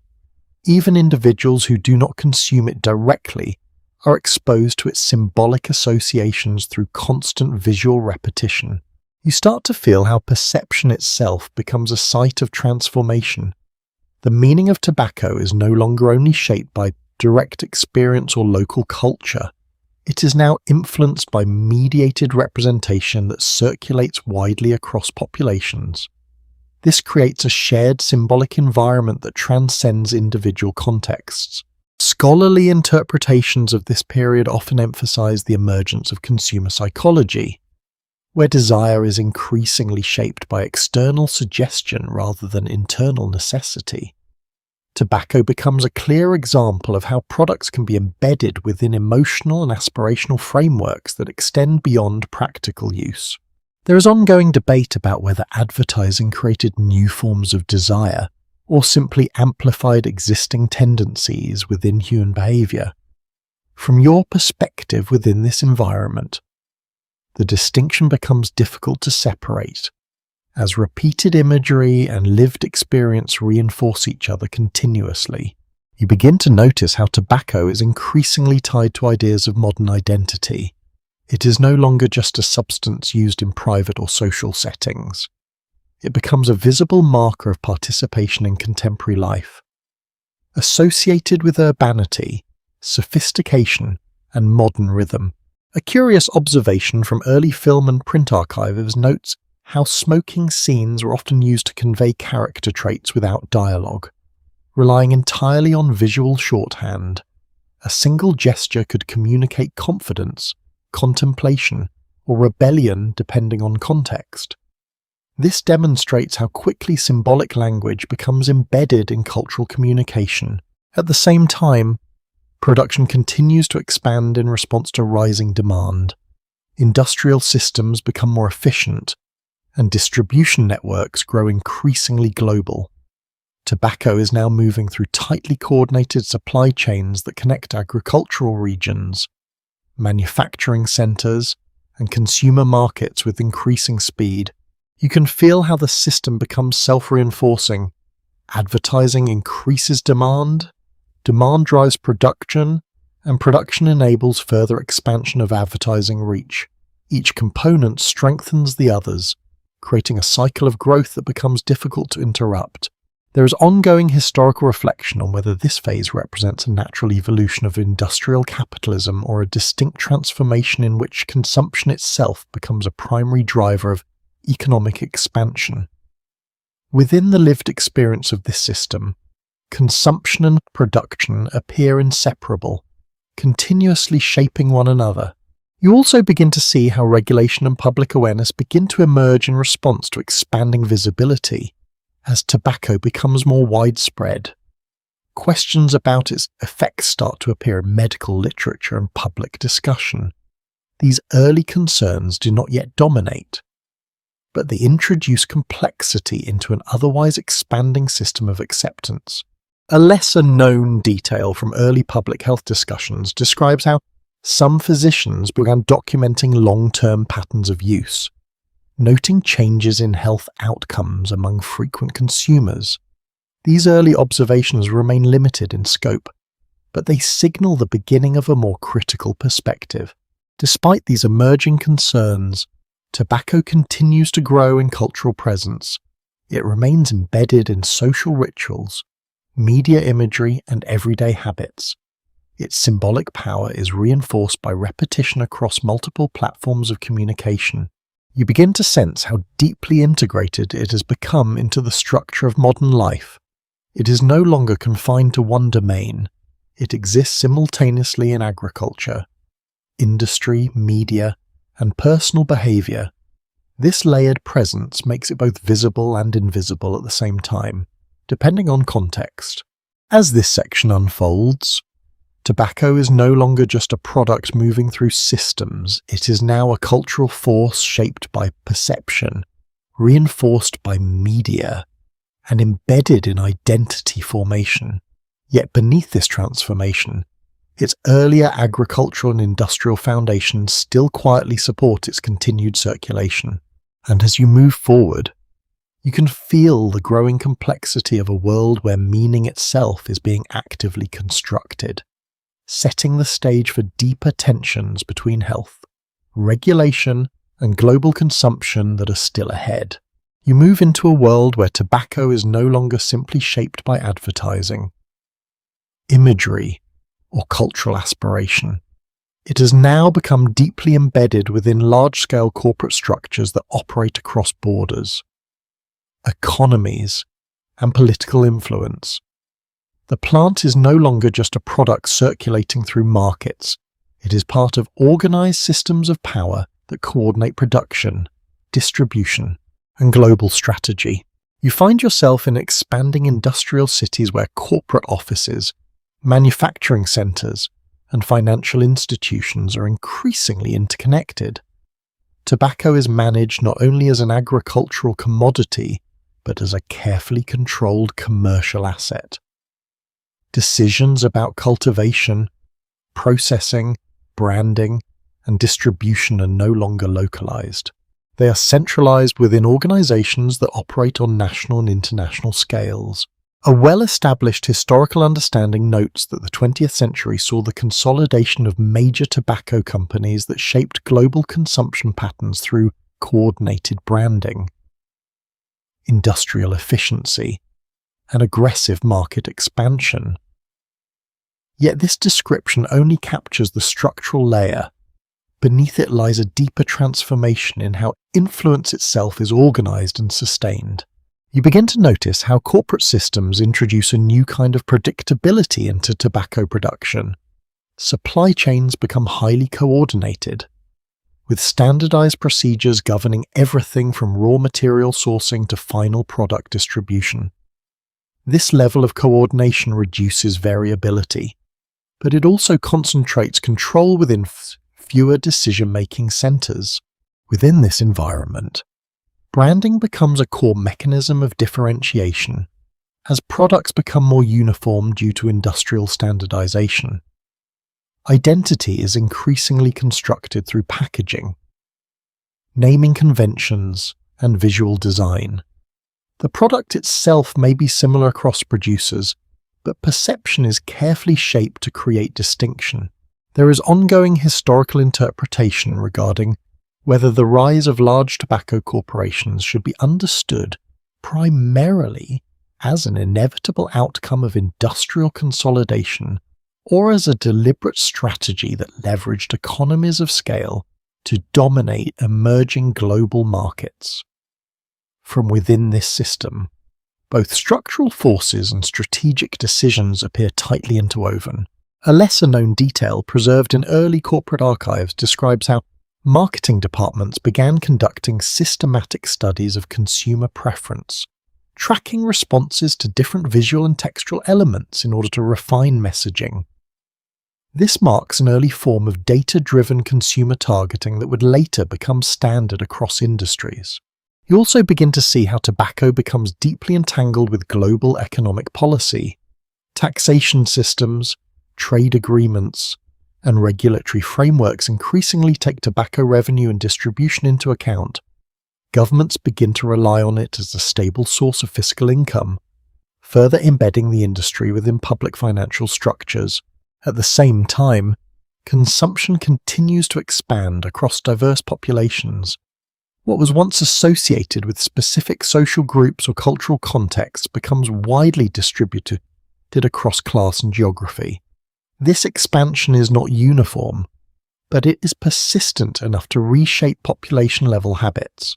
You start to feel how normalization operates at scale. Repeated exposure through advertising, availability, and social integration creates a sense of familiarity that reduces resistance. Over time, behavior patterns stabilize, not through direct enforcement, but through cultural saturation. Scholarly analysis of this period often focuses on the relationship between corporate influence and consumer identity formation. Tobacco becomes a clear example of how industrial systems can shape not only markets but also perceptions of lifestyle, personal expression, and social belonging. There is continuing discussion about whether consumer behavior in this era reflects genuine preference or is significantly shaped by long-term exposure to coordinated messaging systems from within the lived environment. The distinction becomes increasingly difficult to isolate. As perception and repetition reinforce one another, you begin to notice how global supply chains create a layered dependency structure. Agricultural regions rely on corporate buyers for stability, while corporations depend on consistent production from geographically distant cultivation zones. This interdependence creates a tightly coupled system that spans continents. A curious observation from early industry reports notes how logistical planning for tobacco distribution became increasingly sophisticated, involving scheduling systems that coordinated production cycles with transport capacity and market demand forecasts. This reflects the growing complexity of global commodity management. As corporate systems expand, so does the scale of influence. Tobacco is no longer just a product moving through markets. It is part of a global economic architecture that links agriculture, manufacturing, transportation, finance, and media into a single integrated system. You also begin to see the emergence of tension between commercial expansion and emerging public awareness of health effects. Early medical findings start to circulate more widely, introducing complexity into the previously stable narrative of consumption and normality. These signals do not yet disrupt the system, but they begin to introduce friction. There is ongoing historical reflection on whether this tension represents a turning point in modern consumer history or a gradual accumulation of knowledge that slowly alters public perception over time. Within this environment, both processes appear to unfold simultaneously, with no clear boundary between them. A lesser-known detail from mid-century public records describes how the internal industry communications began to account for the external scientific discussions, indicating an awareness of shifting public discourse and the need to adapt messaging accordingly. This illustrates the increasing responsiveness of corporate systems to broader social knowledge. Despite emerging concerns, tobacco remains deeply embedded in everyday life across many regions. It continues to function as both commodity and cultural artifact, shaped by corporate systems but also sustained by the long-standing social habits that predate industrial organization. You begin to sense how deeply interconnected the entire structure has become. Production, advertising, regulation, consumption, and perception are no longer separate domains. They form a continuous system in which each component influences the others in real time. As this section closes, tobacco is fully established as a global corporate commodity operating within complex economic and cultural systems, yet beneath this structure, older layers of meaning and practice still persist, quietly embedded in everyday behavior, even as the world around it becomes increasingly organized and system-driven. You move into a period where the story of tobacco begins to shift from expansion and normalization into deeper scientific scrutiny. The plant is no longer only understood through culture, commerce, or corporate structure. It is now increasingly examined through the lens of biology, chemistry, and long-term human health observation. This change does not happen suddenly. It unfolds gradually, as accumulated evidence begins to reshape how the substance is perceived at its most fundamental level. You find yourself in mid-20th century research environments, where laboratories, hospitals, and public health institutions begin to study patterns of use with increasing attention. Tobacco is no longer just a social or economic phenomenon. It is now a subject of systematic investigation. Scientists are no longer asking how it spreads culturally. They are asking what it does to the human body over time. A widely established historical understanding recognizes that mid-century medical research significantly advanced knowledge of the relationship between tobacco use and chronic disease, leading to a major shift in public awareness across many countries. Yet this statement only describes the outcome. It does not fully convey the uncertainty, resistance, and gradual accumulation of evidence that preceded it. You begin to notice how early studies focus on patterns rather than immediate conclusions. Researchers observe populations over time, tracking differences between users and non-users. The language of these studies is careful, often tentative, reflecting the complexity of isolating long-term causal relationships in large human populations. Within this scientific environment, there is growing attention to statistical correlation. patterns begin to emerge that are difficult to ignore.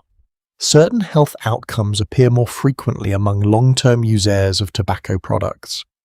These observations do not immediately lead to consensus, but they begin to shift the direction of inquiry. There is ongoing historical interpretation regarding how quickly scientific consensus formed around tobacco-related health risks and how much resistance existed within both academic and commercial institutions from within this period. The process appears gradual, shaped by competing interpretations of data and differing thresholds for certainty.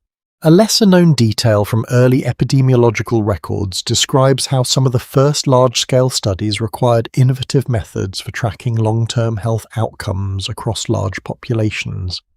These methodological developments would later influence many other areas of medical research, extending far beyond tobacco itself.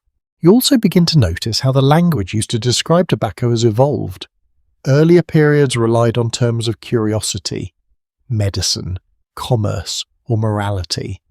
Modern descriptions often rely on risk, regulation, and population-level analysis. This shift in language reflects a broader transformation in how societies interpret widespread behaviours over time. There is ongoing academic discussion about whether tobacco's long history should be understood primarily as a cautionary example of unintended consequences in global systems, or as a demonstration of how deeply human practices can adapt and transform across radically different contexts.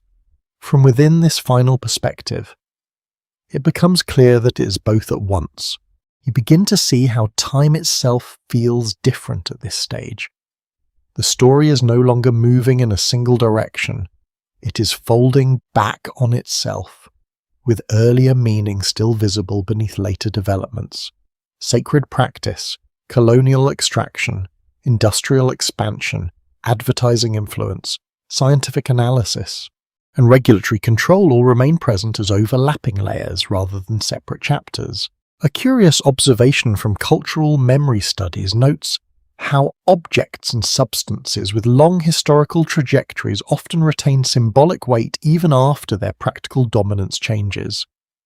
Tobacco fits this pattern, continuing to appear in literature, imagery, and public discourse even as its real-world presence shifts over time. As you move through this final perspective, you begin to realize that tobacco's history is not only about the plant itself, it is also about human systems of meaning-making. It reveals how societies assign value, interpret risk, construct identity, and reorganize behavior in response to knowledge, economy, and culture. You can sense how deeply this journey has been about transformation rather than origin alone. A plant becomes ritual object, ritual becomes exchange, exchange becomes trade, trade becomes industry, industry becomes global system becomes regulated structure. And within all of this, human attention remains the constant thread, shifting form but never disappearing. There is ongoing reflection in interdisciplinary study about whether the story of tobacco is ultimately a story of adaptation, control, or unintended consequence.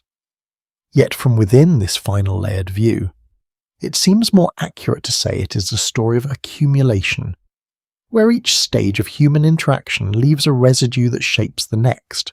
You begin to feel a quiet settling, as if the entire narrative has reached a state where it no longer needs expansion. Everything that tobacco has been is still present in some form. Nothing is fully erased, nothing is entirely separate. It all coexists within a single extended continuum of human history. As this final section comes to rest, the sense of movement softens. The long arc of transformation does not end, but it slows into reflection. What remains is not a single conclusion, but an awareness of how deeply one plant can become intertwined with the structures of human life across time, space, and meaning.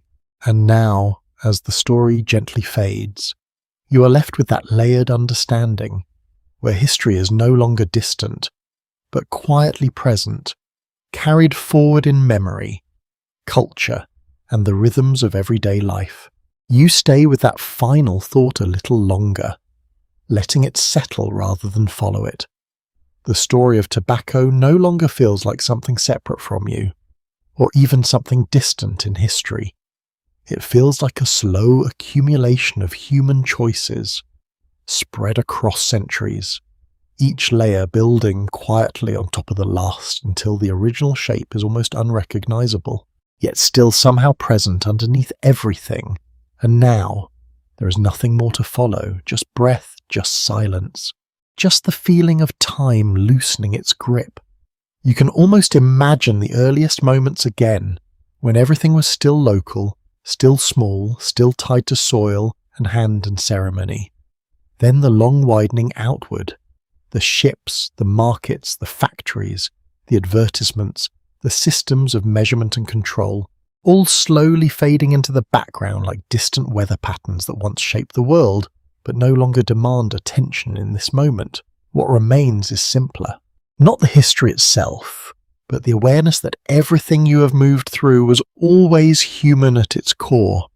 Human attention, human interpretation, human repetition, over and over, until meaning itself became layered and dense. Now you do not need to hold any of it. Let it drift, let it soften, let it become just another quiet trace in the larger rhythm of thinking, slowly dissolving as your mind grows heavier and calmer.